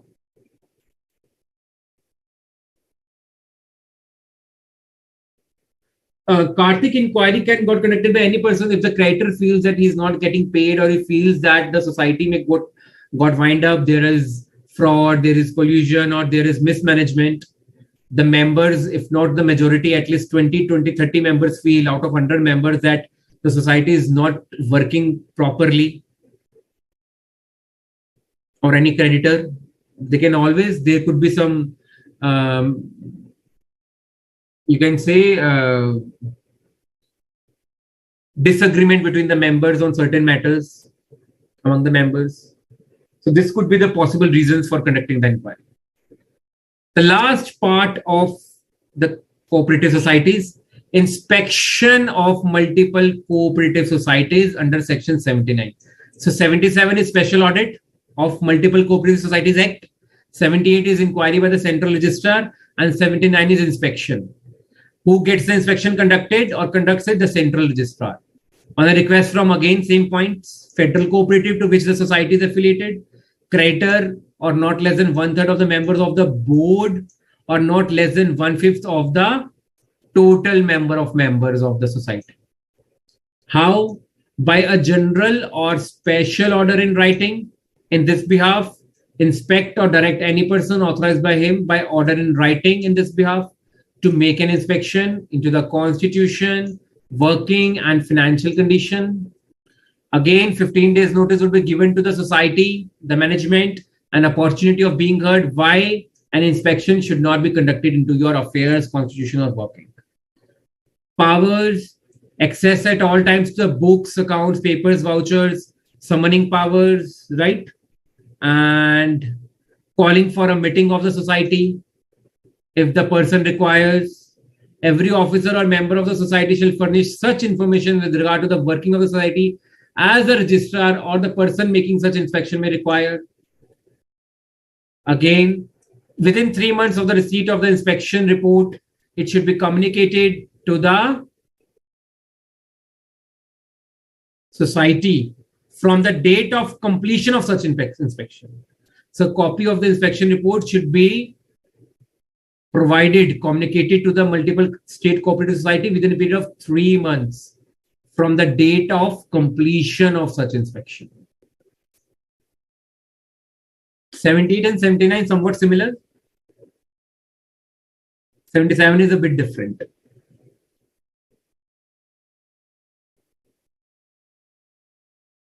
Karthik, be it any kind of organization, be it a club, be it an NGO or a local body, your ICA branches, they all have a composition. There is always a managing committee. You cannot take the advice or suggestion from every member every time. Like there is a board in a company, right? The same way there is a managing committee in such cases, and there is the chairman, the vice chairman, the secretary, the treasurer, and some other post in every cooperative society or a club or an association or an NGO for the smooth working of the society, who can take decisions, who will have financial powers and everything. Okay.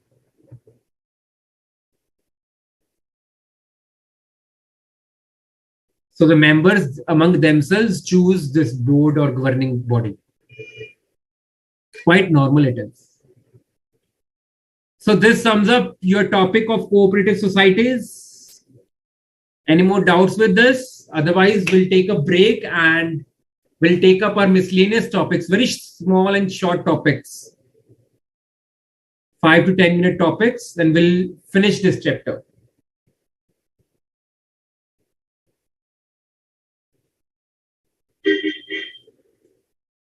After break, we'll have a test of cooperative societies. We'll have this test of cooperative societies after the break. So you may read it from your module itself. Fine. Any more doubts, or we'll take a break, please?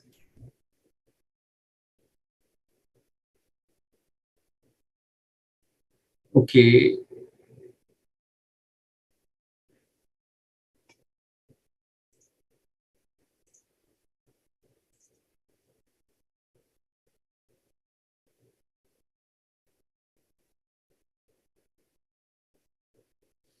Okay. Smita, in the case of urban cooperative banks, disproportionate advances to vested interest groups, such as the management, the manager of the bank or the employees of the bank are lending loans to their relatives or their known people. Disproportionate advances means the government has set up a limit that you have to give loans to this sector, primary sector, manufacturing sector, SMEs. You will have to give at least 40% loans to this sector of your total loans. Okay, disproportionate advances to vested interest groups where there is interest of the people working in the bank, such as relatives of the management. Deliberate negligence about the recovery thereof, whether the loan would be recovered or not, you are giving loans, reckless lending. Okay, so in such cases, if there is something like this found by the auditor, he'll have to report it specially to the registrar. I hope, Smita, I'm clear.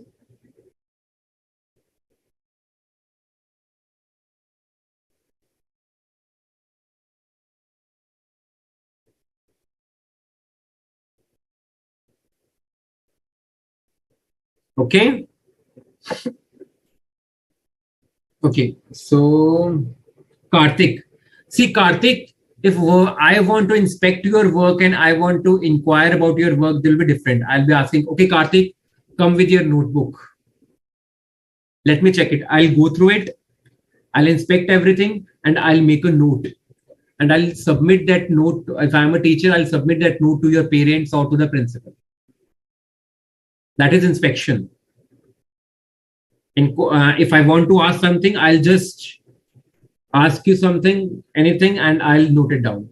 In the case of inquiry, I'll ask you specific questions.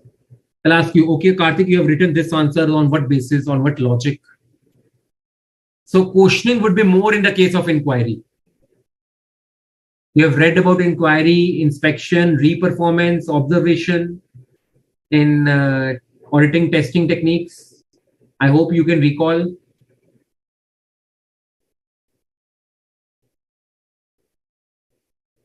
That is an irrelevant question, Hiral. I prefer not to answer that. That is not relevant for you.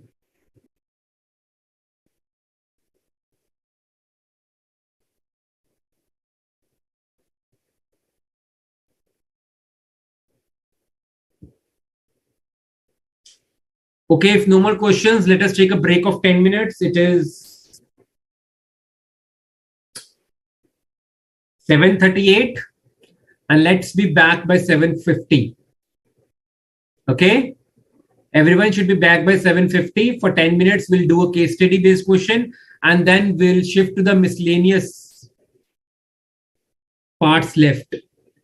And I told you, since it's the last session, so you can come up with all your doubts. We'll devote an extra hour or whatever time.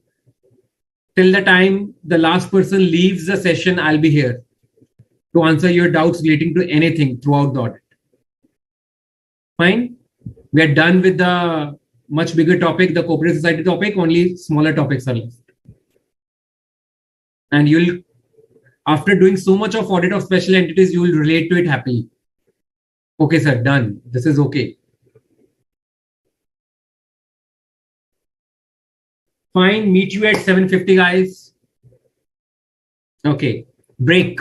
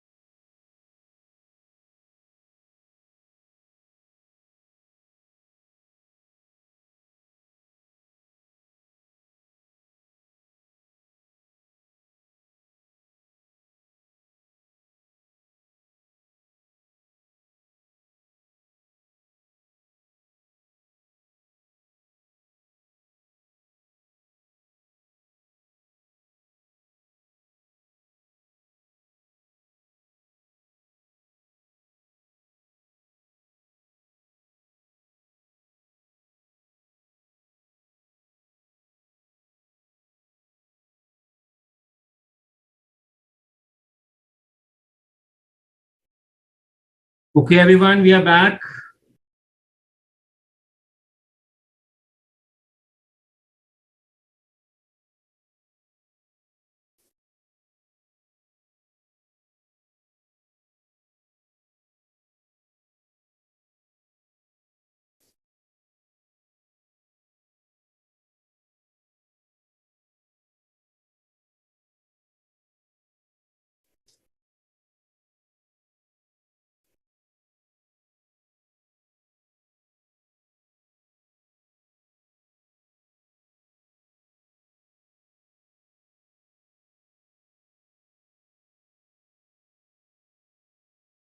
Okay, so you all are here.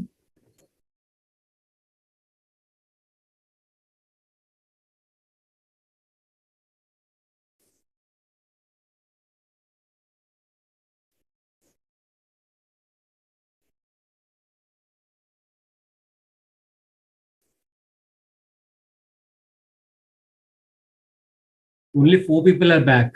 बाकी सब कहाँ गए? Dinner time?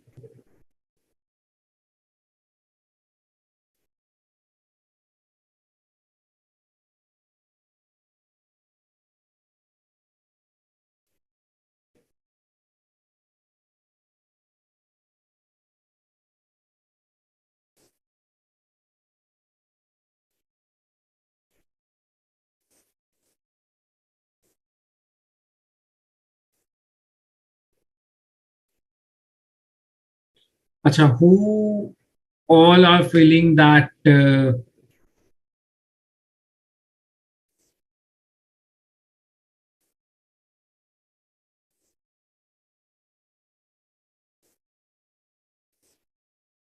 okay. So who all are nervous with respect to the accounts, with respect to exams?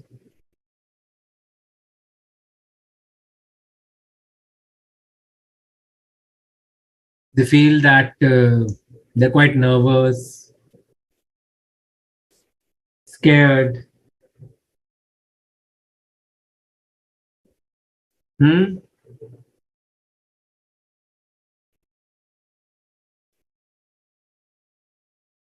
And they feel that they are working day and night.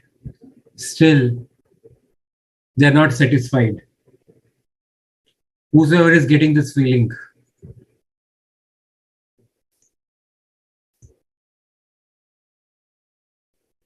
who all?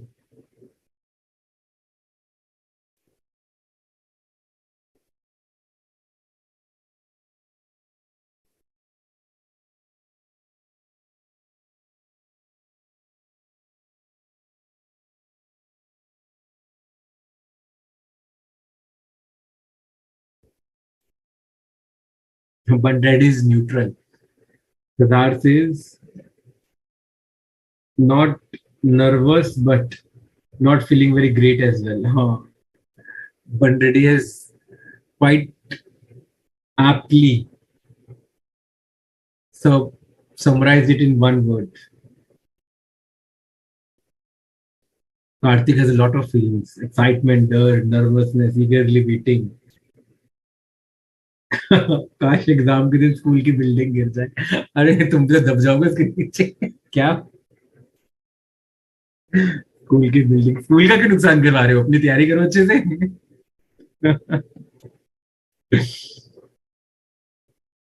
Okay, Karthik, you were really good with those lines and all. So, who are the people over here who feel that they're quite scared, nervous, and all? So, I want to share a few lines I wrote some, I think, few months back on the occasion of CA Day. I wrote something for all the students as well as the CA fraternity. I'll share that with you, and I hope this gives you the desired motivation and the courage to excel good with your preparations and all. Should I?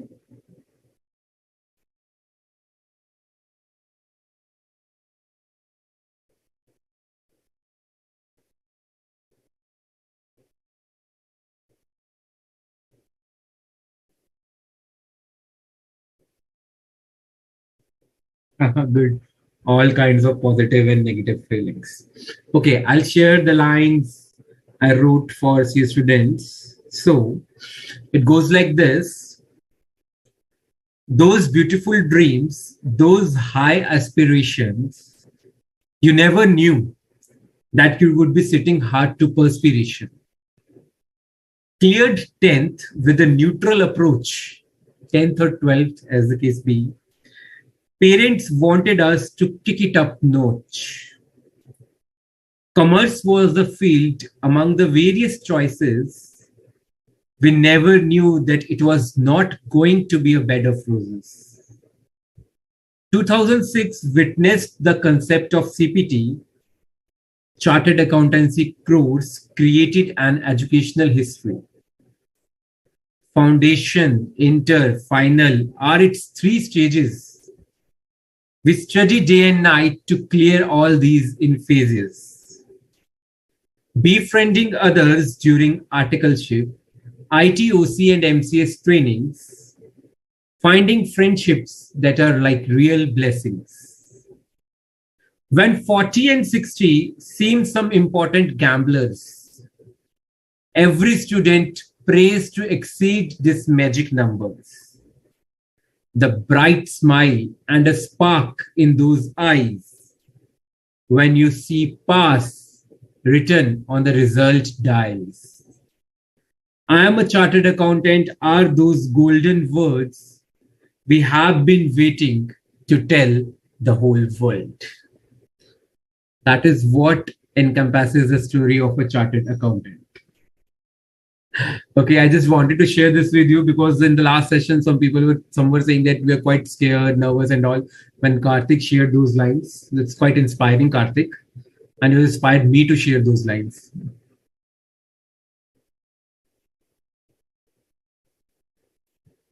Nilabju, they are usually impaneled. Institute also comes with empanelment of auditors, and institute's members audit the institute's various branches and all firms.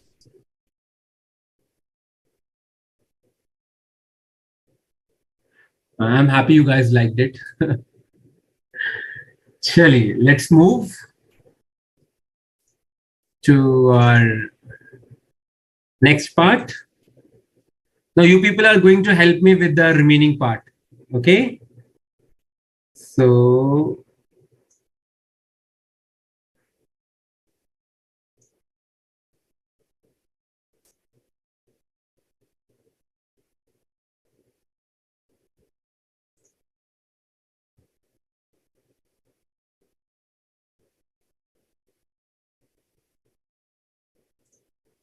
okay. Charitable institution.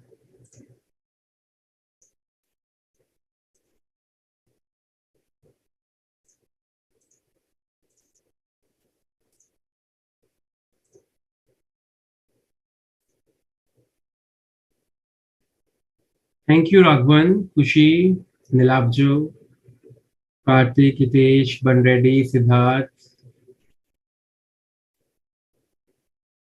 Your words mean a lot to me. Special steps involved in the audit of a charitable institution. The common steps: studying of the constitution, verifying the institution is managed in the manner contemplated by the law. The law, the trust act, the societies under which the charitable institution has been set up, examining the system of internal check set up by the society regarding accounting amounts collected and all, verifying in detail the income and confirming that the amounts received have been deposited in the bank regularly or promptly. So basically the points of subscriptions and donations, people subscribe to the charitable institutions like monthly, they pay donations, take receipts, and they have their magazines and periodicals as well. So there is annual or life membership subscription. I told you during the audit of club what is annual subscription and what is life membership subscription. Whether receipts are issued confirming that adequate control over issue of receipts is there. Unused receipt books. You are issuing receipts. so that the other person can get advantage under income tax of donating to your organization, but you are not actually getting money. So a check should be kept over unused receipt books. They are not misused. Obtaining all receipt books covering the period under review. So every time you pay donation, you give donation to an institution, you get a receipt. If it is a Gupt Dan or an anonymous donation, your name is not written.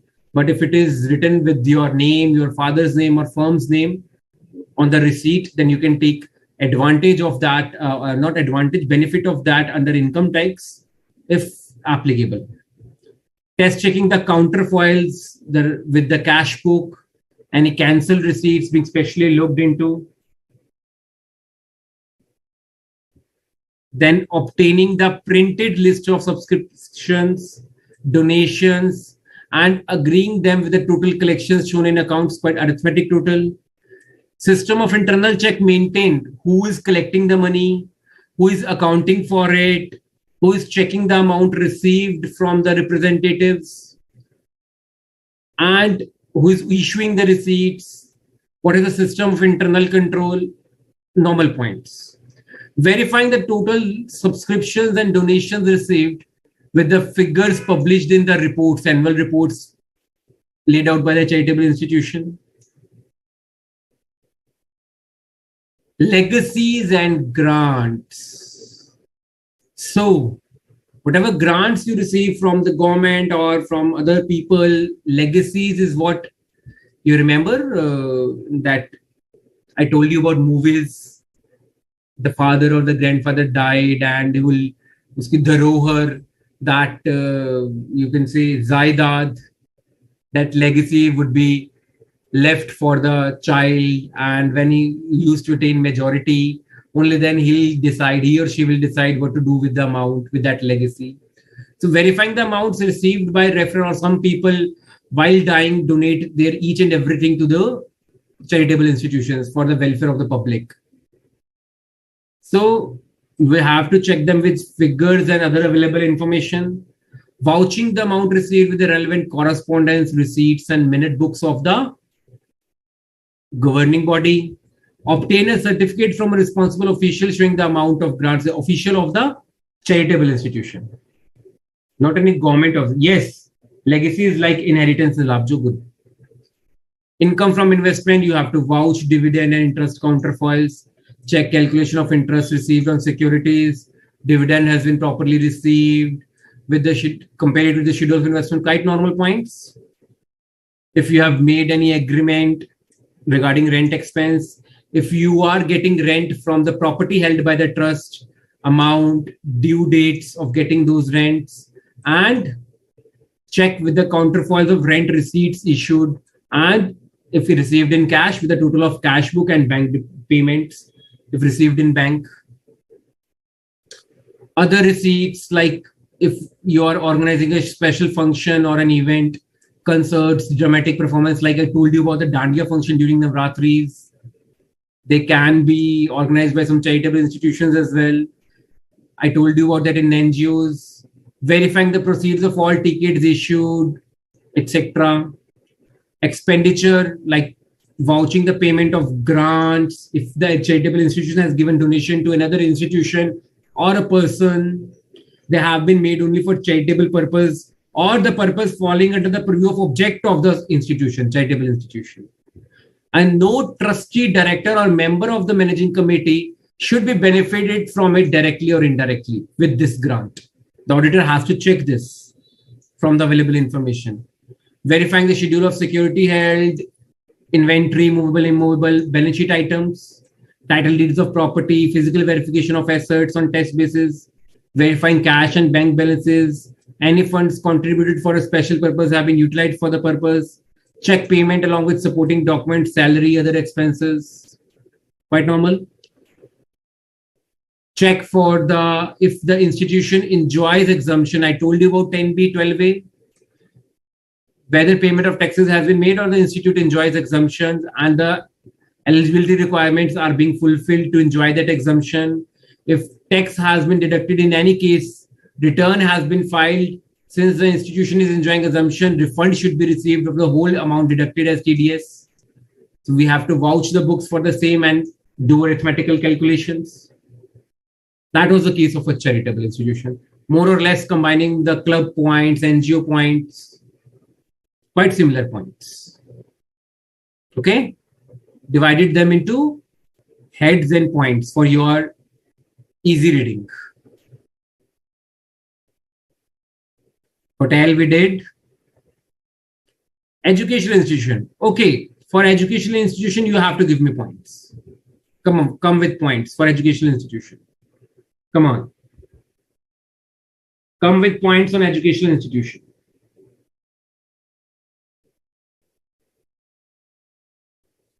Just give me some points on educational institution, please.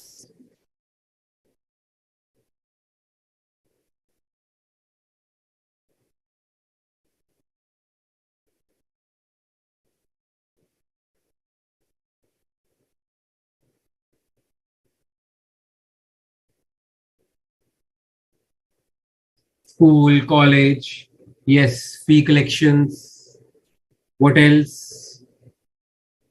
If hostel is being maintained, operated, canteen, mess receipts, salaries to teachers, funds, provident fund, gratuity related provisions, all this. Let's see. Educational institution, again, normal points. Trust deed or regulations, what is the constitution?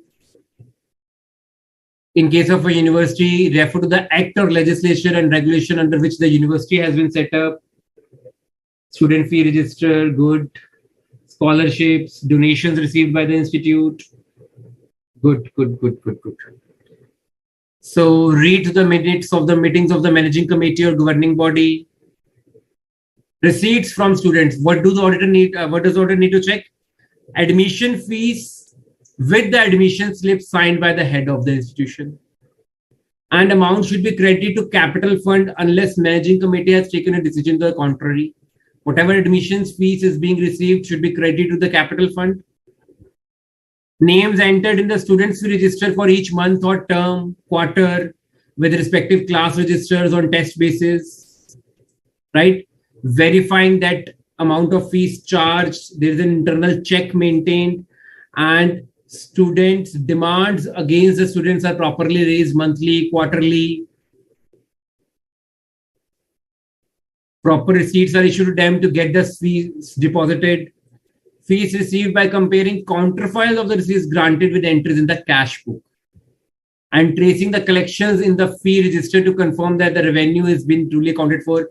Most schools today have gone online, and online payment is paid by the parents. Total of arithmetical accuracy, fees register for each month, term.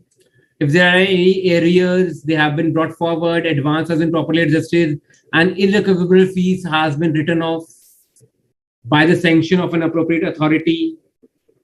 Fines for late payment or absence have been either collected or remitted under proper authority.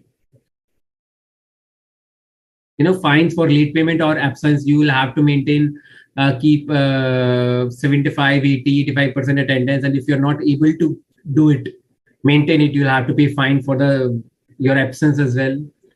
Miscellaneous receipts or hostel dues are recovered before closing the students' accounts. And their caution money, the security given by them against rent, is refunded properly. Any rental income from landed property with rent rolls, investments, quite normal. Grants and donations received from any government or local authority, like on sports events. Usually the local authorities, chief guests are invited, they give donation or grants to the school. If any expense has been disallowed for the purpose of grant, what are the reasons for the same? Donations, if any, with the list published in the annual report. If some donations were meant for any specific purpose, see the money was utilized for that purpose only. So investments representing endowment funds for prizes are kept. So there are some endowment funds kept for prizes to be awarded to the students or scholarships to be provided to the students. They are being properly accumulated, transferred to the fund is properly done, as per the bylaws of the constitution of the school, confirm refund of taxes if return is being filed, proper taxation, taxes paid or refund has been received with interest, it has been claimed, because such institutions are generally exempt from the payment of income tax, usually set up under some trust, right? So capital expenditure is properly authorized, and you should verify the same with the sanction of the committee as in the minute book. All establishment expenses inquire to any unduly heavy expenditure. Again, propriety audit. If there was any annual budget prepared, see that any excess under any head over the budget amount was duly sanctioned by the managing committee. So 10,000 was budgeted for a particular event and expense was 15,000. The extra 5,000 was sanctioned by a proper member of the managing committee. If not, then you have to bring it to the committee's notice in your report. If scholarships, concessions have been granted, they have been granted under proper authority as per the rules. Payments to teachers and other staff members, provident fund provisions are being properly maintained. If there is an increase in the salaries of the staff, corroborated with the increase in number of the staff, and it has been sanctioned by the committee in its meeting, increase of salaries or recruitment of new staff. Common point for the assets, physical verification and their checking, common points. Liabilities, caution money and other deposits paid by the students during admission, while exiting the school or getting transfers, they have been shown as liability, and they should not be treated as income transfer to revenue unless they are not refundable. If they are non-refundable securities, they can be treated as income when the student exits. Otherwise, it should be taken as caution money in the liability side and should be refunded to the student.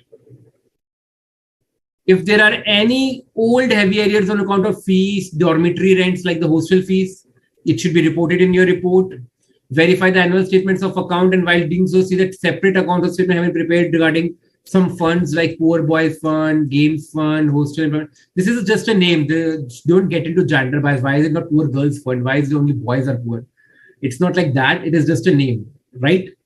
Vouch payments against electricity and water bills. Verify the capital fund or increase, decrease with respect to previous figures. The capital fund is the capital, the corpus, right?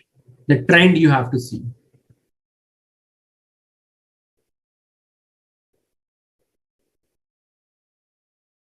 Almost you people cleared almost every point. Midday meals, yes, midday meals in government funded schools. Very good point.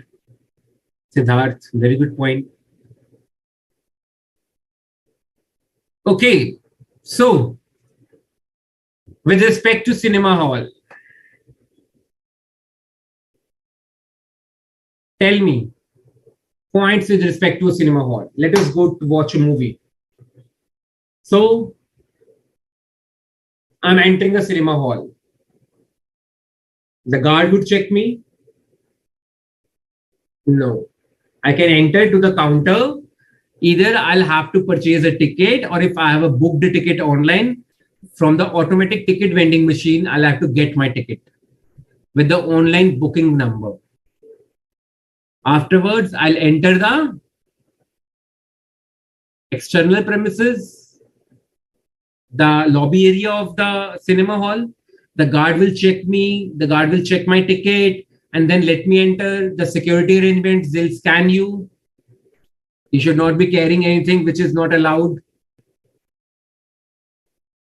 Then you enter, then there is lobby. In the lobby, I see the interiors, the furniture purchased by the cinema hall. How are the internal controls? Is there anyone standing? There are 4 screens. Entry to the screens is prohibited, or it is restricted, or it is watched over by a proper personnel.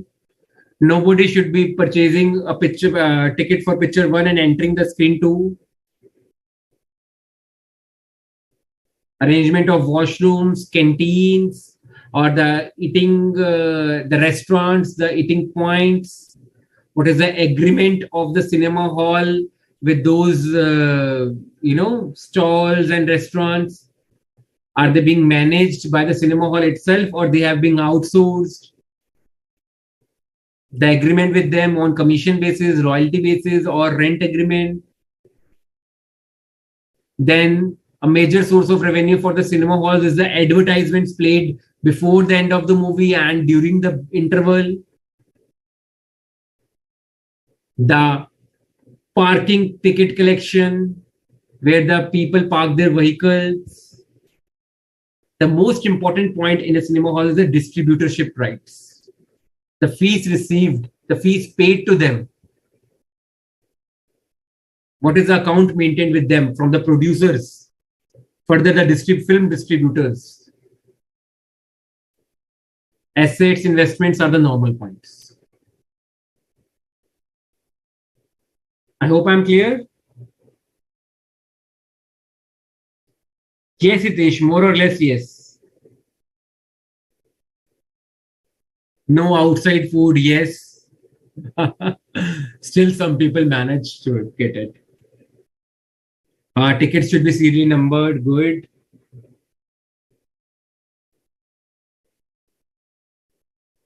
Free passes, very good. Counterfoil issued is verified with invoices, very good, Smita. Now you people have started using the audit language. When you've started using the word counterfoils and everything.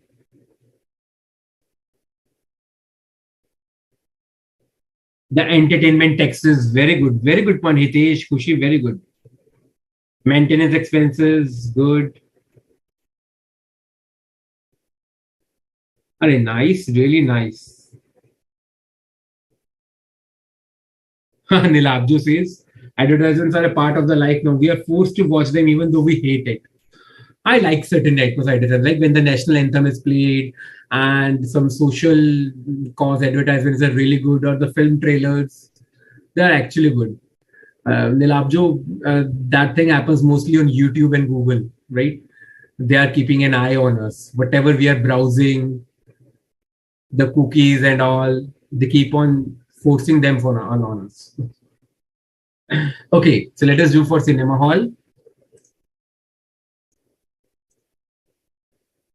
Cinema hall, internal controls, entrance to the cinema hall during the show is only through printed tickets, that they are serially numbered and bound into books. At the time, this used to happen at the time when there was physical tickets, which were available only at the ticket counter. Now is the age of online tickets. Even you don't have to get a print.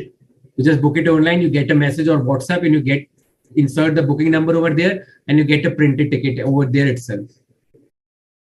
Automatic ticket vending machines. Number of tickets issued for each show and class are different to the numbers of the same class for the show on the same day. Each work runs serially.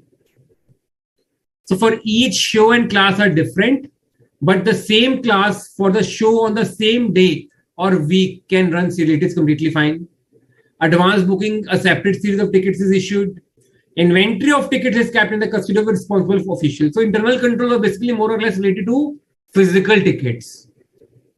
Once upon a time, it used to happen.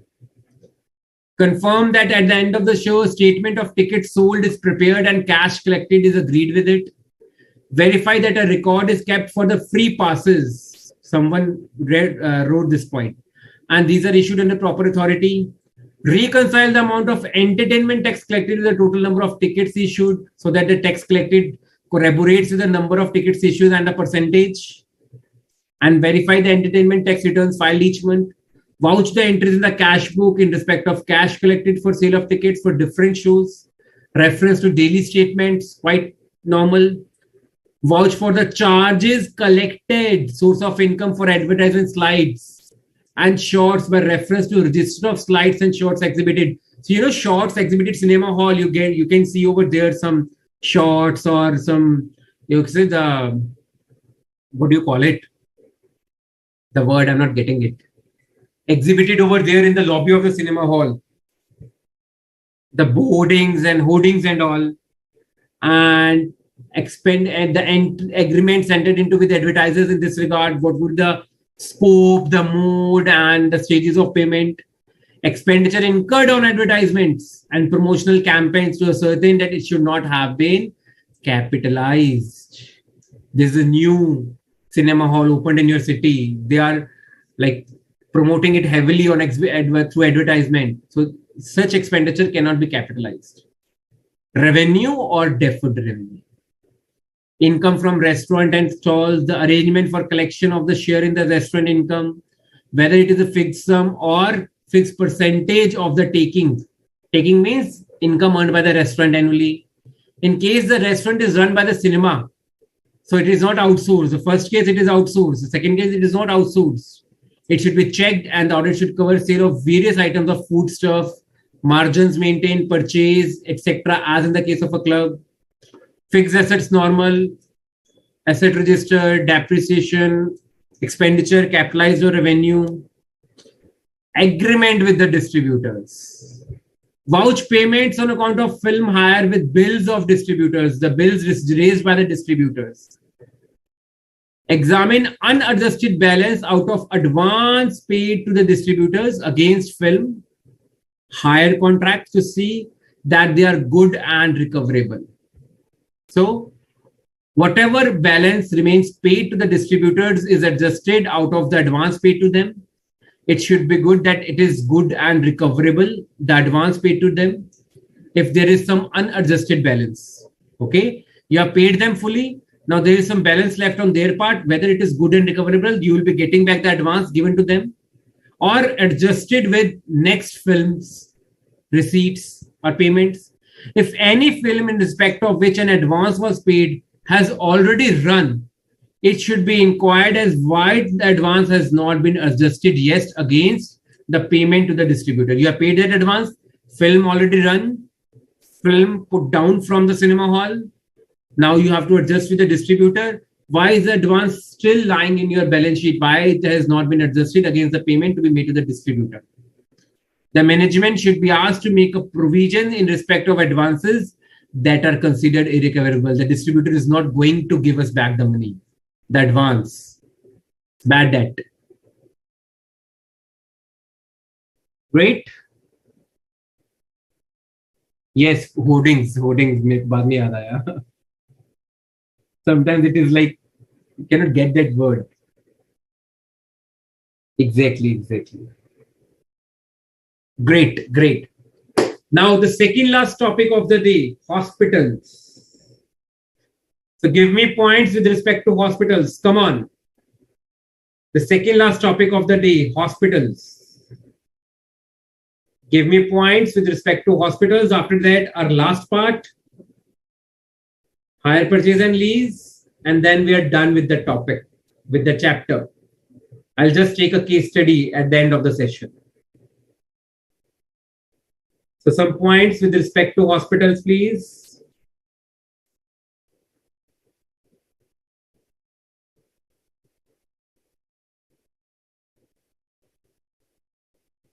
Register of patients, good.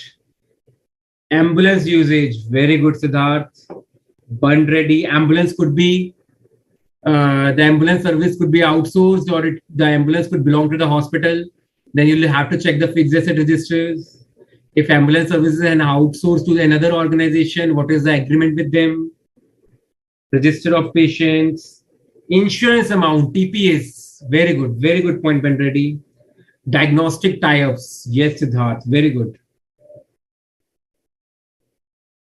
Good, canteen.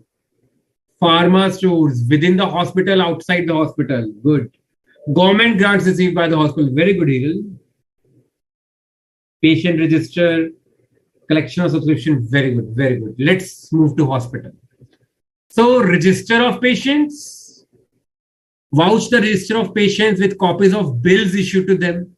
So the hospitals issue bill to the patients, and you have to tally it with the register of patients. Bills for a selected period with the patient's attendance record to see that the bills have been correctly prepared and bifurcated into rent charges, service charges, medicine payments, surgeries conducted, special ICU charges, ward charges, whatever applicable to that particular patient. Bills whether that have been issued to all patients from whom an amount was recoverable according to the rules of the hospital. So there could be some insurance arrangements, somebody else, government taking care of the bills of the patient in case of like natural disasters or some accidents. No? Government takes care of the bills, either pay to the patient directly, reimburse to the patient directly, or pay to the hospital, government hospital directly. So you'll have to check this. And if the bill is receivable from the patient itself, the patient will file for reimbursement from the medical insurance company or the government.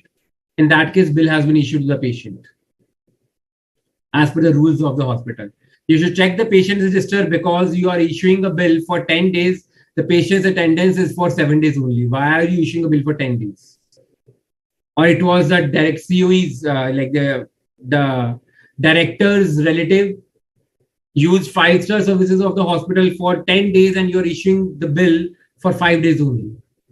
So such kind of problem could be there. Collection of cash. Usually hospitals work with cash. If you remember, during the COVID period, the government allowed that hospitals to receive the receipts in cash because a certain limit is there with till what any organization can accept in cash. The government raised that limit for the hospitals during the COVID period. So cash collections as entered in the cash book with the receipts, counterfoils, copies of patients, receipts of OPD and IPD are being accounted for as per policy of the hospital. Separate registers maintained.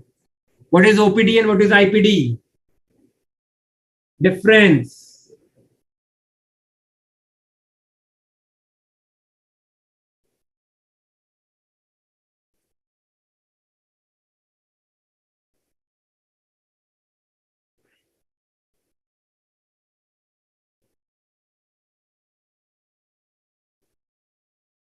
Nilabja, you can study the rules of the hospital, the services, and compare it with the industry trend. That is the only manner.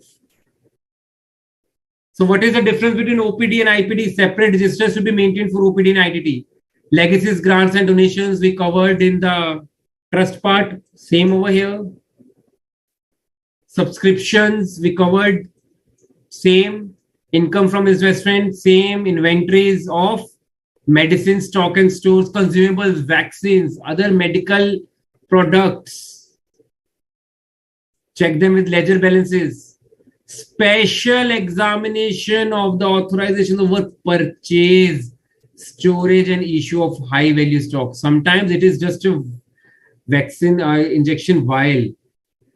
That could be 20 rupees also, and that could be 2 lakh, 20 lakh rupees also.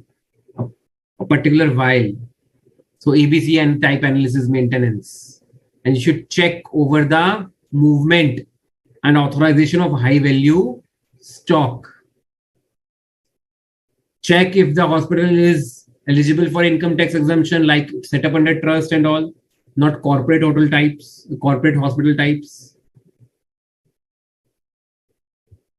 All purchases and expenses have been certified, authorized by proper authority. The appointments of doctors, salary packages, increments have been properly authorized. Bills raised at concessional rates are duly authorized. Fixed assets, normal point. Internal control, normal point. Quite normal points. So you had to tell me the outpatient, inpatient. Very good, Nilabjo. Outpatient is like patient comes, takes the services of the doctor, consultancy, and leaves. Inpatient is patient admitted into the hospital. Admitted, given a room or in a bed. That is inpatient. Separate registers to be maintained, separate receipts to be accounted for inpatient and outpatient departments. Very good. Oh, good, good. You all know about OPD and IPD. Hitesh is running faster than you. Good, Hitesh. Huh? The last topic of the day, hire purchase and leasing companies. You all know the difference between hire purchase and lease. You have done it in your accounts, in your +1, +2 as well. So what is the agreement of hire purchase? Hire purchase agreement means an agreement under which goods are let on hire and the hirer has an option to purchase them in accordance with the terms of the agreement. That I have given you a particular machine on rent. You can pay for it in installments if you want to purchase the machinery, right? And after a certain time, I'll give you the option to purchase it, whether in installments or in one. Hirer means the person who obtains or has obtained the possession of goods from the owner under a hire purchase agreement. And owner means the person who lets or has that, who has ownership, delivered the possession of goods to the hirer under hire purchase agreement. So the ownership is not transferred, but the right to use and possession is transferred.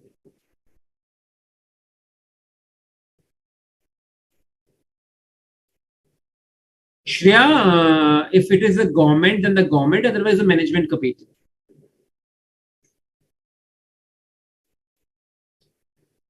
In order to complete the purchase or the acquisition of property in the goods of which the agreement relates and includes any sum so payable by the hirer under the hire purchase agreement by way of a deposit or initial payment. So concept is divided into 5 parts. Just to understand what is hire purchase. So hire purchase agreement includes the following terms and conditions. Possession of goods is delivered by the owner thereof to a person on condition that such person pays the agreed amount in periodical installments. The property in goods to pass to such person on the payment of the last of such installments, and such person has the right to terminate the agreement at any time before the property so passes. So before the passage of the property, the person, the owner delivers the goods to the person that he'll pay an agreed amount in periodical installments. Property will pass on the last property. The title to the property will pass on the payment of last of such installment, and the hirer has the option, the right to terminate the agreement before the passage of such property. What does the auditor have to check? Hire purchase agreement is in writing and is signed by all the parties. It contains all the particulars, the hire purchase price, the cash price, the date on which the agreement shall be deemed to have commenced. It could be a future date as well. Number of installments, the amount, date, modes of paying the installment, the person to whom and the place where it is payable, the goods under consideration, the underlying goods for which the hire purchase contract is being entered into, and it should ensure that installment payments are being received regularly as per the agreement. Now the leases. So in a lease agreement, there is a lessee who acquires the right to use the asset for an agreed period of time in consideration of payment of rent to another party, called lessor. For example, you take a land on lease, construct your factory building, or coal mines are taken on leases. A coal is extracted from the mine. Payments are made on the basis of royalty or lease rent. The person giving the property on lease is called lessor, and the person taking it on lease is called a lessee. It is basically the acquiring of a right to use the asset for an agreed period of time and then returning the asset to the owner or the lessor. In certain lease agreements, the legal ownership of the asset remains with the lessor, but in substance, all the risks and rewards of the ownership are transferred to the lessee. So basically, the legal right in papers, it is the owner is the lessor, but using the risk and rewards associated with the ownership. Risk and reward associated with the coal mine is extraction of coal. That is a reward. Risk is the complex operations of extracting coal. In other words, the lease, in fact, a financing arrangement. Such lease are termed as financing lease. An operating lease, on the other hand, is a simple arrangement where in return for the rent, the lessor allows the lessee to use the asset for a certain period. Like taking buildings on rent or lease. Financing arrangement is more or less like a hire purchase where Operating lease is different from financing lease. Financing lease is basically more or less like a hire purchase where you basically finance your asset. So we have a difference between finance and operating lease in the study mat. You may read it from there. Quite simple. You have done the accounting standard as well as the chapter of hire purchase and leases. Yes, Benedict says hire purchase, laptop and mobile can be purchased. So how is a lease agreement entered into? The lessee will select the equipment and satisfy himself about his functional fitness and specifications of the lease. The lessor shall has no participation at this stage. The lessee will be free to choose his equipment, machinery, property, asset. Having chosen the equipment, the lessee approaches the lessor either directly or through a lease broking agency, a middleman. The lease agreement is negotiated and the rates are finalized. Lessor places an order to the manufacturer as chosen by the lessee. So lessor here doesn't have that asset. He'll get that asset manufactured as per the specifications of the lessee. The manufacturer delivers the equipment at the site of the lessee and the letter gives notice of acceptance to the lessor. Lessor, I have received the machine on your order and got it installed at my place. The lease agreement will give detail of the contract, payout term, requirements, what would be the lease period, the pay rentals, period agreed upon. The lessee will keep the equipment in a good repair and working condition, will be entitled to any manufacturer's warranties or after-sale services. For example, you take machinery on hire. Like you can take vehicles on hire. These are all leases. At the end of the lease period, the equipment shall be retrieved to the lessor, will be returned to the lessor. The lessee may, however, be given a renewal right that if you want to renew the lease, you can get it renewed, or may be allowed to participate in the purchase of the equipment when the lessor intends to sell it. Lessor says, I want to sell it. If you want to purchase, you can purchase it. No purchase option shall be given to the lease in the lease agreement. It's a lessee. So purchase option can always be given at the end of the lease term, not during the lease or at the conception of the lease agreement. Auditor has to check the object clause of the leasing company to see that the leasing company or a firm has its in object clause to get these goods purchased and give them on lease further, in respect of which the company can undertake such activities. We have to check if they can undertake financing activities or not. It should be there in your object clause. Whether there exists a procedure to ascertain the credit analysis of lessee, like his ability to meet the commitment and release the lease rentals, his past credit record, capital strength, availability of collateral security along with the leased asset, because leased assets, capital expenditure of the lessor. What security can the lessee give him in case he makes a default or fails to pay the lease rent? Lease agreement like hire purchase agreement should be examined.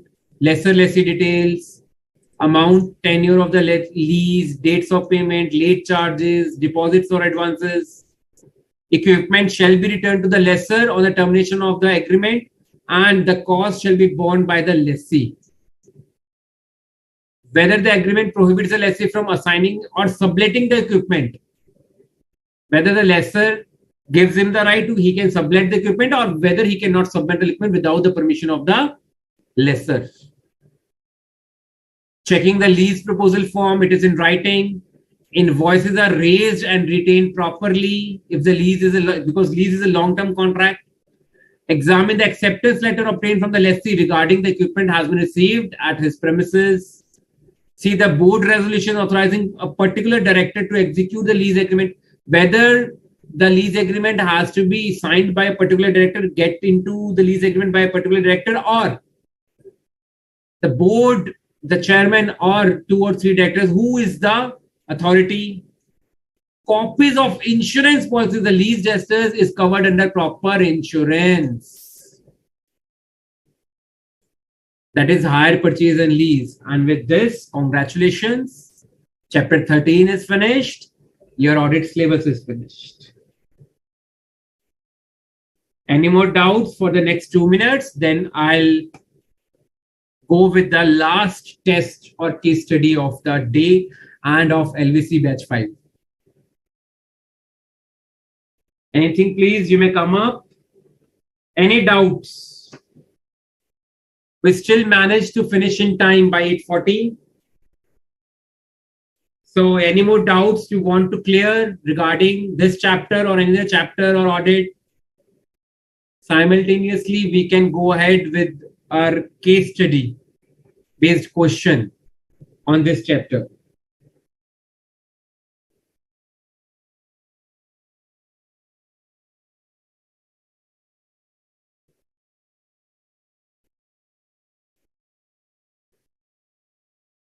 Giving you 2 minutes for the same.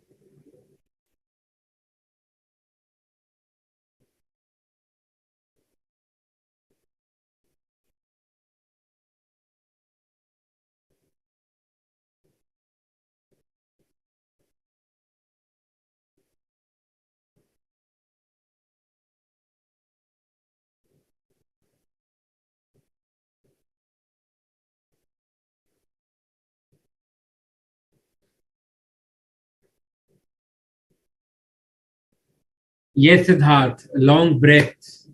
And as I promised, Siddharth, another case study for you people. Okay, Hiral, institutional mechanism is based upon processes, coordinated processes as set up by basically the protocols set up by the various governments, like the coordination between different ministries, like this particular sanction has to go to this particular ministry, they will refer to them, they will further refer to the other department, and a particular process. Institutional mechanism is a predefined process. Performance audit, basically, Hiral, it is basically the audit of the performance, the working of the government departments, the government schemes, the government welfare programs, whether they are performing as projected, budgeted, there is some lapses, there are some lapses, they are going good. The working of basically the efficiency and effectiveness of the government audits, government departments.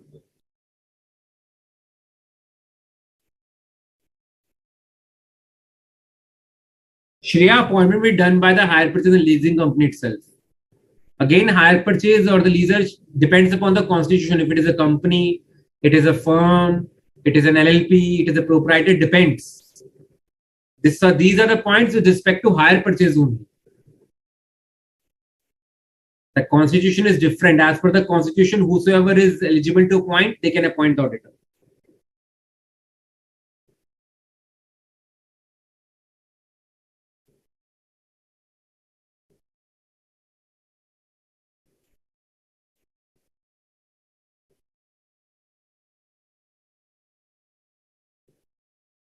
When Nilabju, the reference is with respect to when a company gets amalgamated, merger, or taken over by another company, bought by another company.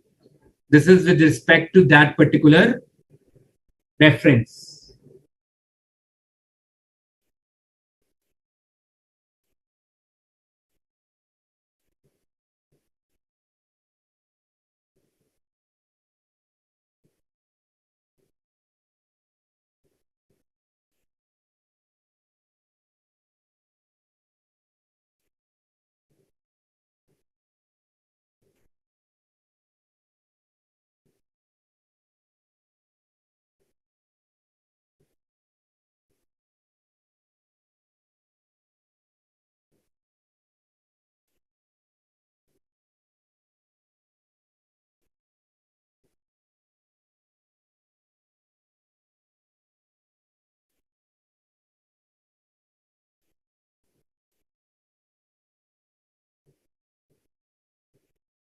Okay, let me give you the test. Meanwhile, I'll go through your doubts. Okay, I'll have to refer the study mat as well because you people are quoting pages and sections from the study mat.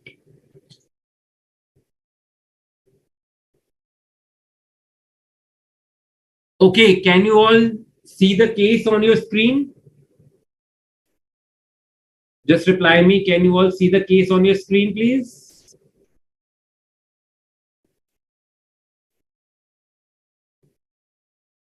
This is with respect to a multi-state cooperative society, what we have covered today. It is a practice test.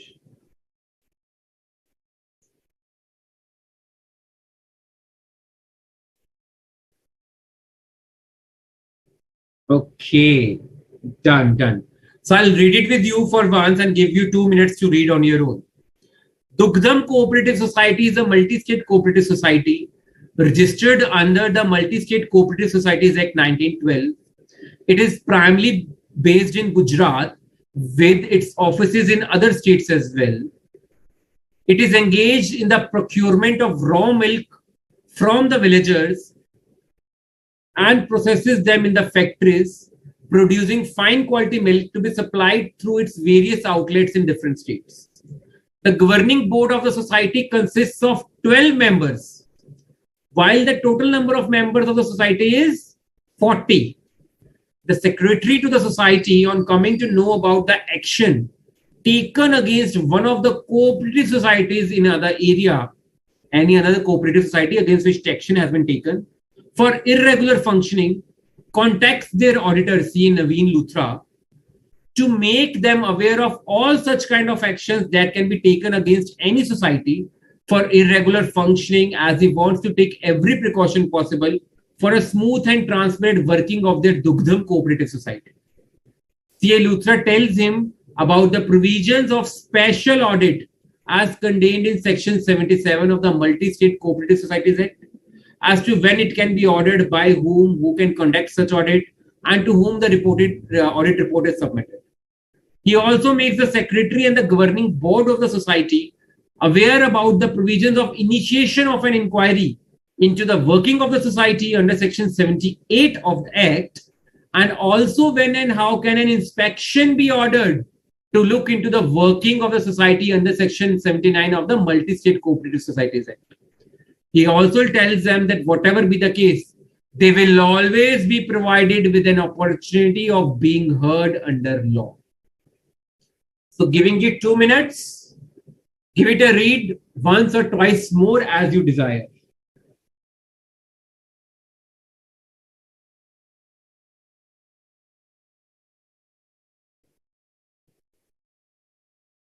Nilabjo, let me know if your doubt with respect to the company audit is clear, what I told you.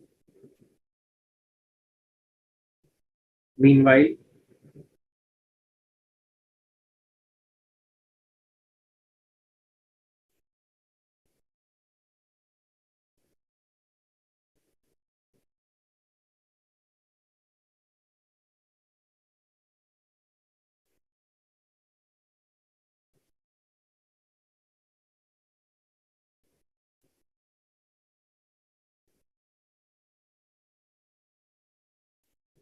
payroll section 134 subsection 3 is quite wide. What do you want to know about that?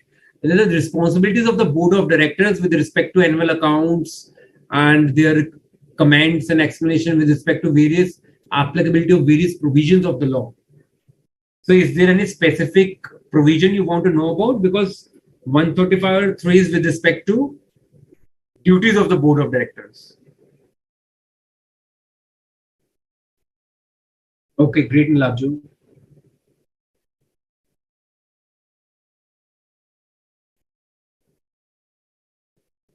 Let me know whenever you are ready to proceed for the questions.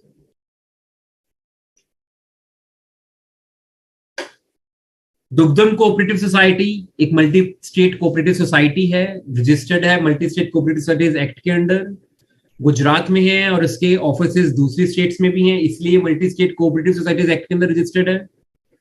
ये raw milk villager से खरीद के उसे process करते हैं factories में and then processed milk को ये सप्लाई करते हैं डिफरेंट स्टेट्स में through their outlets. Governing board में 12 मेंबर्स हैं और टोटल मेंबर्स 40 हैं सोसाइटी के. सोसाइटी के सेक्रेटरी को पता चला दैट एक और सोसाइटी के ऊपर एक्शन ले लिया गया सेंट्रल गवर्नमेंट के द्वारा, सो थोड़ा कॉशियस हो गए और वो अपने सीए से थोड़ी इंफॉर्मेशन लेते हैं अभी क्या क्या एक्शन लिए जा सकते हैं cooperative society against irregular functioning. तो उनके जो सीए लूथरा उन्हें बताते हैं स्पेशल ऑडिट के प्रोविजंस के बारे में, सेक्शन 77, सेक्शन 78 इंक्वायरी के बारे में और सेक्शन 79 इंस्पेक्शन के बारे में. और साथ में ये भी नहीं बताते भी whatever भी द केस, कुछ भी हो, आपको हमेशा आपका पक्ष रखने का मौका दिया जाएगा. Okay okay, Siddharth is ready, Hitesh is ready. Hiral, case study पे भी ध्यान दो, साथ के साथ तुम स्टडी मटेरियल के पेजेस भी बता रही हो मेरे को. Okay, third para of section third. Okay, I come to that. अच्छा, तुम उसके लिए बता रही हो government audit page 13.18, page number of SM, I don't know. I will come to 134.3. Okay, Hiral, please don't forget to cover up this case study. So I'm coming up with the questions, and you can read the questions and then write answers on your own, and let's see who gets how many marks. So this is the first question. First question. You all can see Raghavan, whatever was written in English, I just translated that into Hindi for the people who understand better in Hindi. In English, it is the same. I read it in English only at the first instance. Okay, there is nothing that has been compromised for you, against you. Okay, chaliye. The first question in front of you. In the given case, the Dugdam Cooperative Society, apart from maintaining the usual books of accounts, should also maintain books relating to factory workmanship, utilization of materials or labor or other relevant items. I love this question. Purchases made from sales made to other states respectively, administrative overhead separately. Let's see who answers this question correctly. That means that person was hearing me and quite carefully. First question, your answer. Oh, very good. Hitesh, Nilabjo, Smita, Karthik, very good.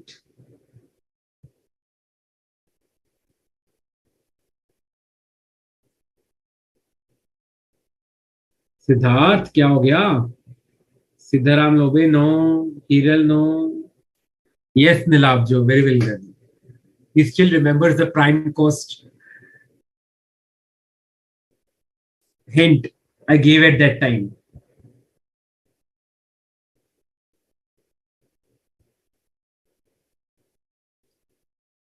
Okay, let's move to the next question. No, Bun ready. No. Khushi, good. Okay. CA Luthra tells the governing body of Dugdam about the special audit circumstances that can be ordered by the central government in any of the following circumstances he believes to exist, except when A, the affairs of the society are not being managed in accordance with prudent commercial practices. Affairs are being managed as it would cause injury to the interest of trade or industry or business. The financial position of the society is such that it would endanger its insolvency on a request made by 1/5 of the total members of the society.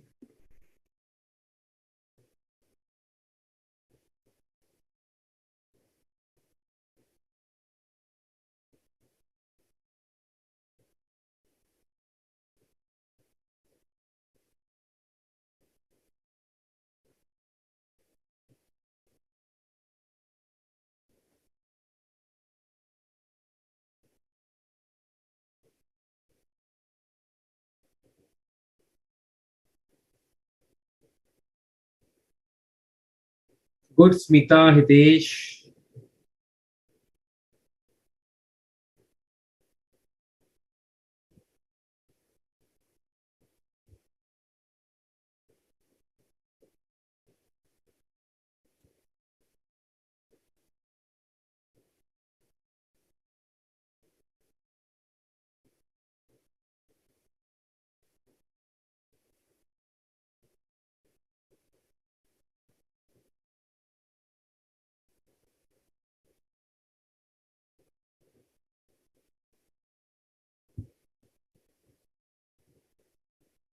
Good, good, Hitesh. No one ready. Good, Khushi. Gomati Krishnan, good. No, Hiral.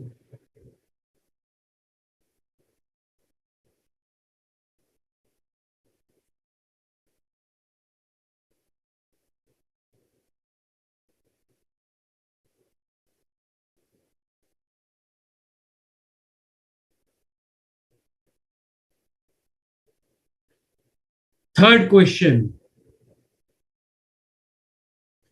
In the case of special audit that can be ordered by state government, central government, who could be appointed as a special auditor by the central government?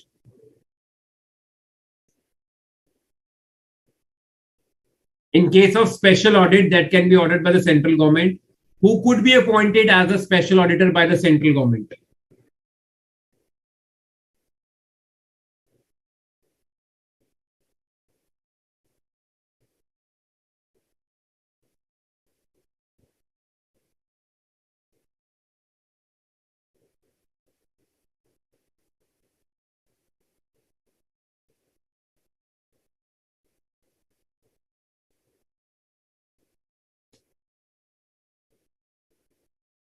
Come on, people, answer.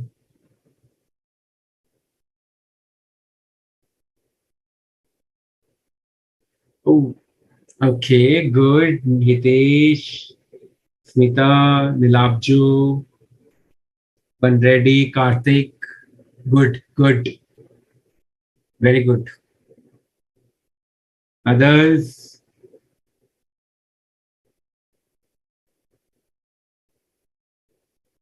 Yes, Nilabju, your answers are coming.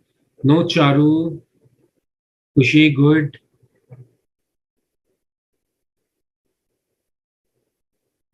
Let's move to the next question.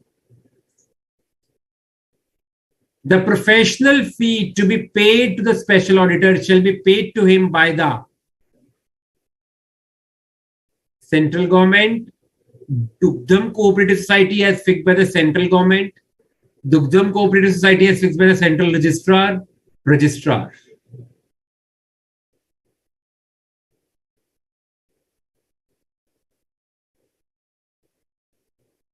Prabhas CAG कहाँ आ गया इसमें?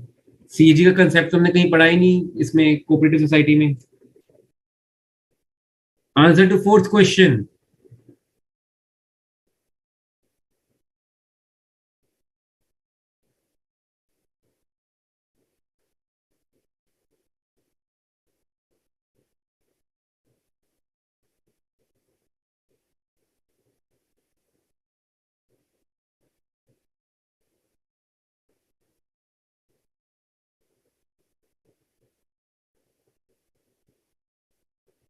Good, Prabhas. Good. Bandreddy, good. Nilabju, right. Karthik, right. Hitesh, right. Kushi, Smita, good, good.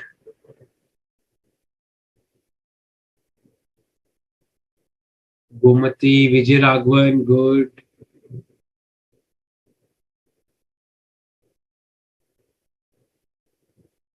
Good, good, good, good. Very good. Let's move to the next question.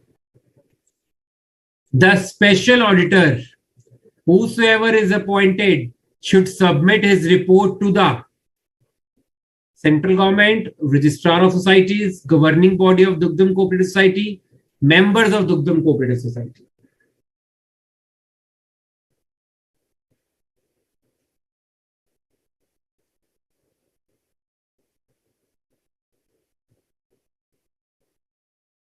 The special auditor, whosoever is appointed, should submit his report to the central government, registrar of societies, governing body of Dugdam Cooperative Society, members of Dugdam Cooperative Society.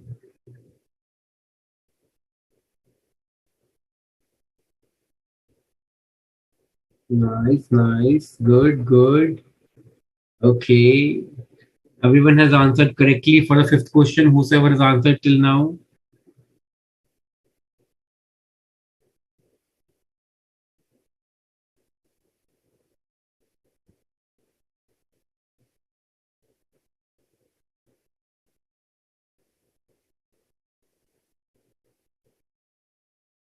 Great. Great. Next question. An inquiry may be initiated against the working of Dugdam Cooperative Society on a request made to the registrar. An inquiry may be initiated against the working of Dugdam Cooperative Society on the request made to the registrar by at least how many members of the society? By at least how many members of the society? 12 board members, 40 total members.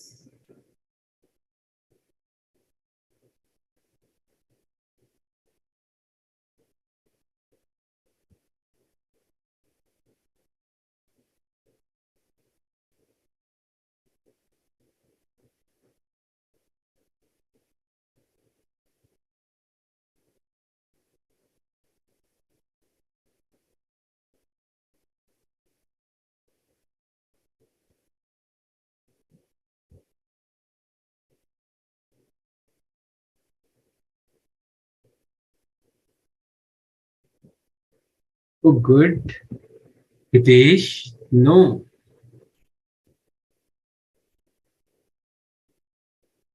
Good, Karthik. Khushi? No, Prabhas. No, Hiral.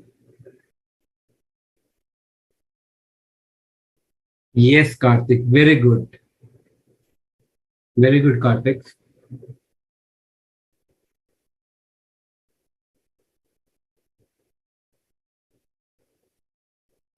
Yes, Siddharth. Good. Good, Shreya.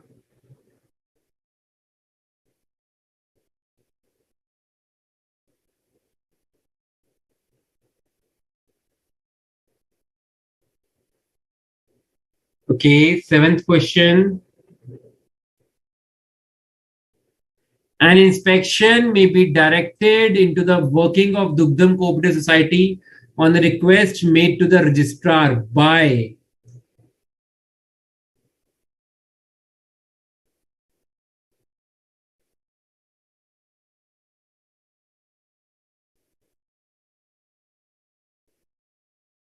Yes, Shreya. Gomati, right. Siddharam, right. No, Mr. Bandreddy. No, Nilabjo, no.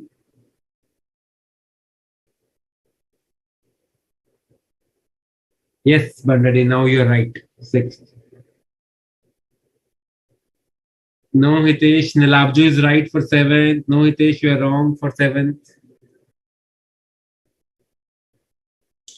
An inspection may be directed into the working of Dugdam Cooperative Society on a request made to the registrar by any creator of the society, at least two members, at least five members, at least three members from the governing board.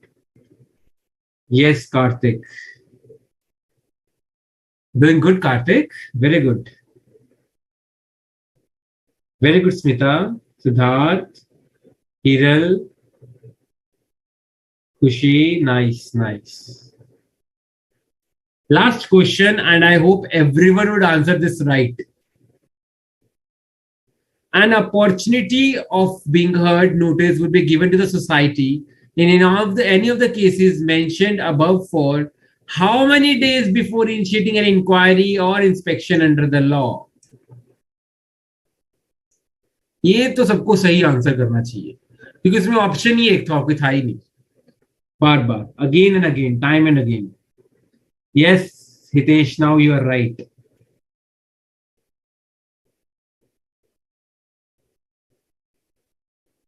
yes. An opportunity of being heard notice would be given to the society in any of the cases mentioned above for how many days before initiating an inquiry or inspection under the law? 7 days, 15 days, 21 days, or 30 days? Arey, good. Hitesh, Smita, right. Hitesh, right. Karthik, as is right. Mr. Siddharam Lobe, no. No. Siddharth, very good. Hitesh, good. Kushi, good. Nilabjo, yes. Hitesh, yes. Hitesh, if you are answering me for 5 times, you'll get answer for only one time, right? Do remember this during your exam. Hiral, nice. Hitesh दोबारा. Shreya good. ये हर student के बाद हितेश अपना answer जरूर दे रहा है. Covering for every student? No, Bandreddy, no, you're wrong. Okay, that was it. I'll share. I told you individually what was right or wrong, and I'll make sure that I'll upload all the notes relating to this chapter, as well as the first case study relating to hotels, and this case study along with all the answers and explanation by tomorrow. Right? I'll upload the notes by tomorrow. Do check by 27th or 28th. I'll be uploading it over there, right? With answers. The answers to these 8 questions and the case study, I'll upload it. You can check it over there. What were your answers and how much you scored, along with explanation and everything. So, the notes which we have discussed during these 3 classes, some practice questions, correct, incorrect, descriptive questions, and these 2 case studies along with their questions and answers. I'll be uploading them all by tomorrow or day after tomorrow. Max by 28th September, I'll upload them for your use. So keep a check over your portal, BOS Live, and you'll get it.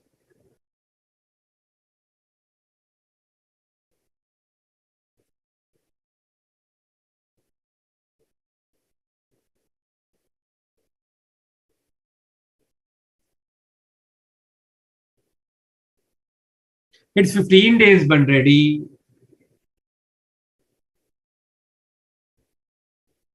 Thank you, Siddharth. My pleasure. Anything else you want me to take up? Whatsoever, you can tell me, or otherwise, we'll wind up our session. Really an energetic batch and so much of interaction and conversation with you people. Since the last 4 batches, this was the batch where I interacted the most. We had a good laugh as well. Some tests, case studies, so really an energetic batch. 3 cheers for you. Lots of applause for you. And I wish you all the best for your preparations as well as your exams. Be a little cautious. Do hard work. Don't get nervous.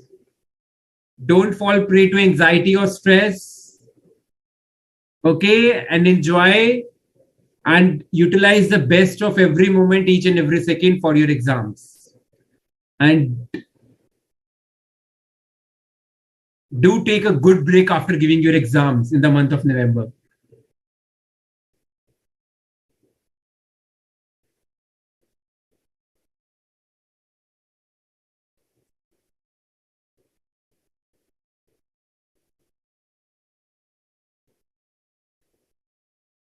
Smita, I have only the chapters that were allotted to me.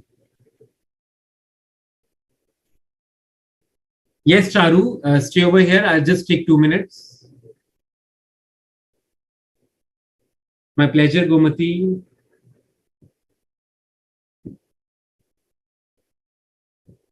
Karthik, you already know the answer to this question.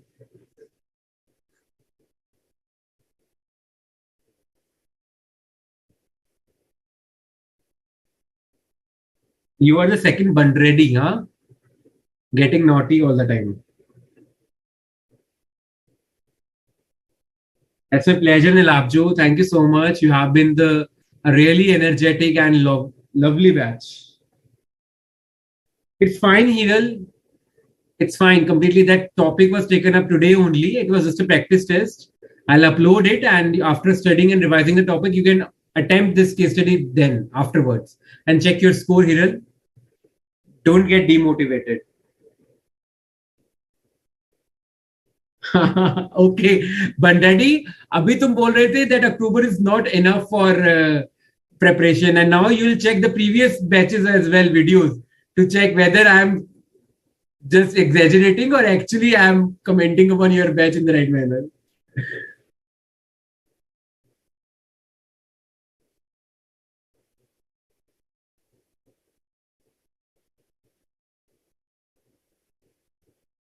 Okay, Charu, do as I told you, as I shared a chapter chart with you of chapter 6 and chapter 9, make such chapter charts for every chapter.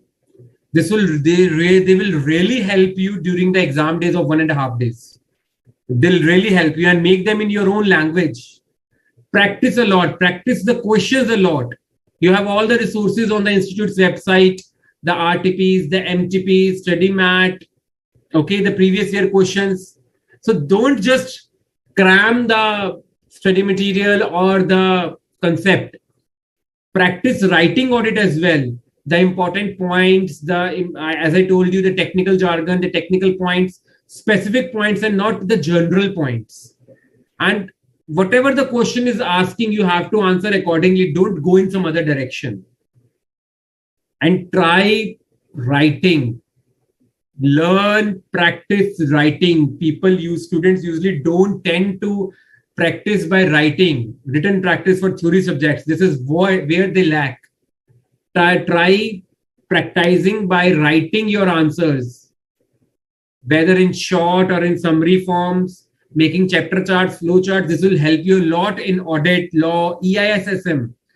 EISSM specifically, this technique will help you a lot. Making chapter charts in your own language, and don't devote so much time over it. Just whatever you want to revise during your revision time.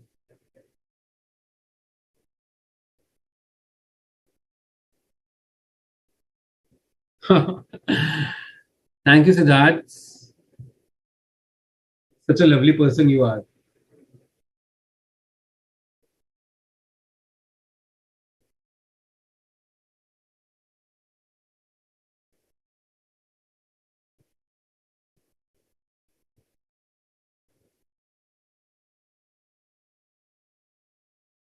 Charu, again, I said little written practice, not like this, but along while you are revising in your own language, in whatsoever manner you can.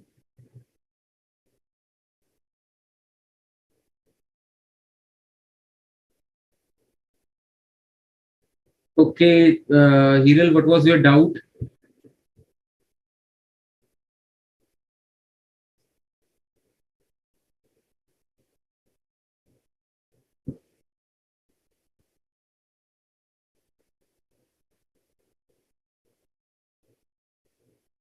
Hiral, can you please reproduce the statement over here or restate it? 130, para 3 of 134.3. I don't have module handy with me. What was it?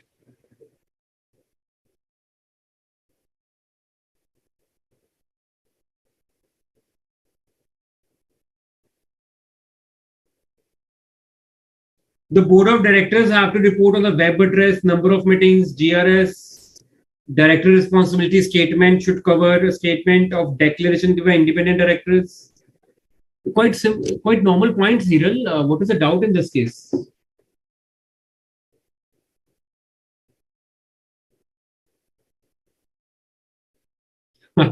Karthik, Punjabi with me. Huh? मैं थोड़ा पीछा नहीं चढ़. I liked it, Karthik. Good.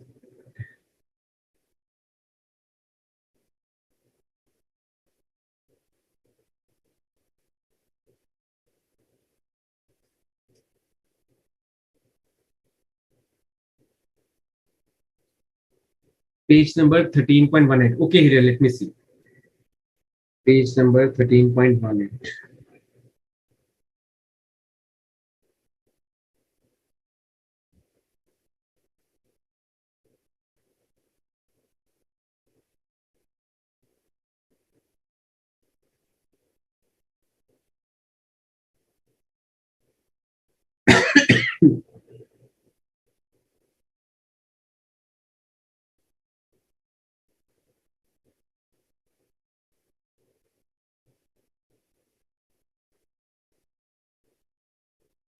Okay, page number 13.18, para 3.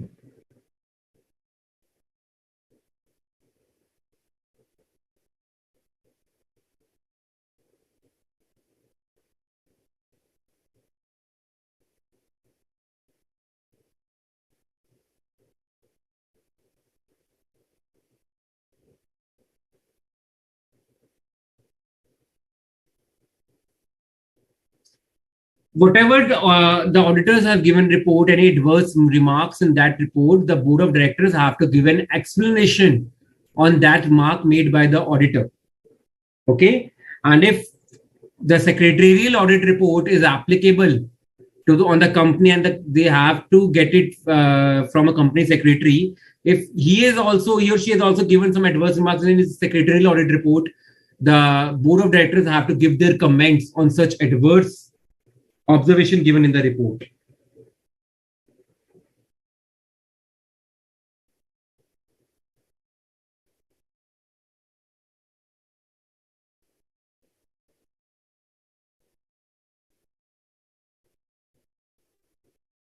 But they're not bound to give such comments on the report, which is on the reservations made by the C&H. That is it. This is what Hiral the para 3 says.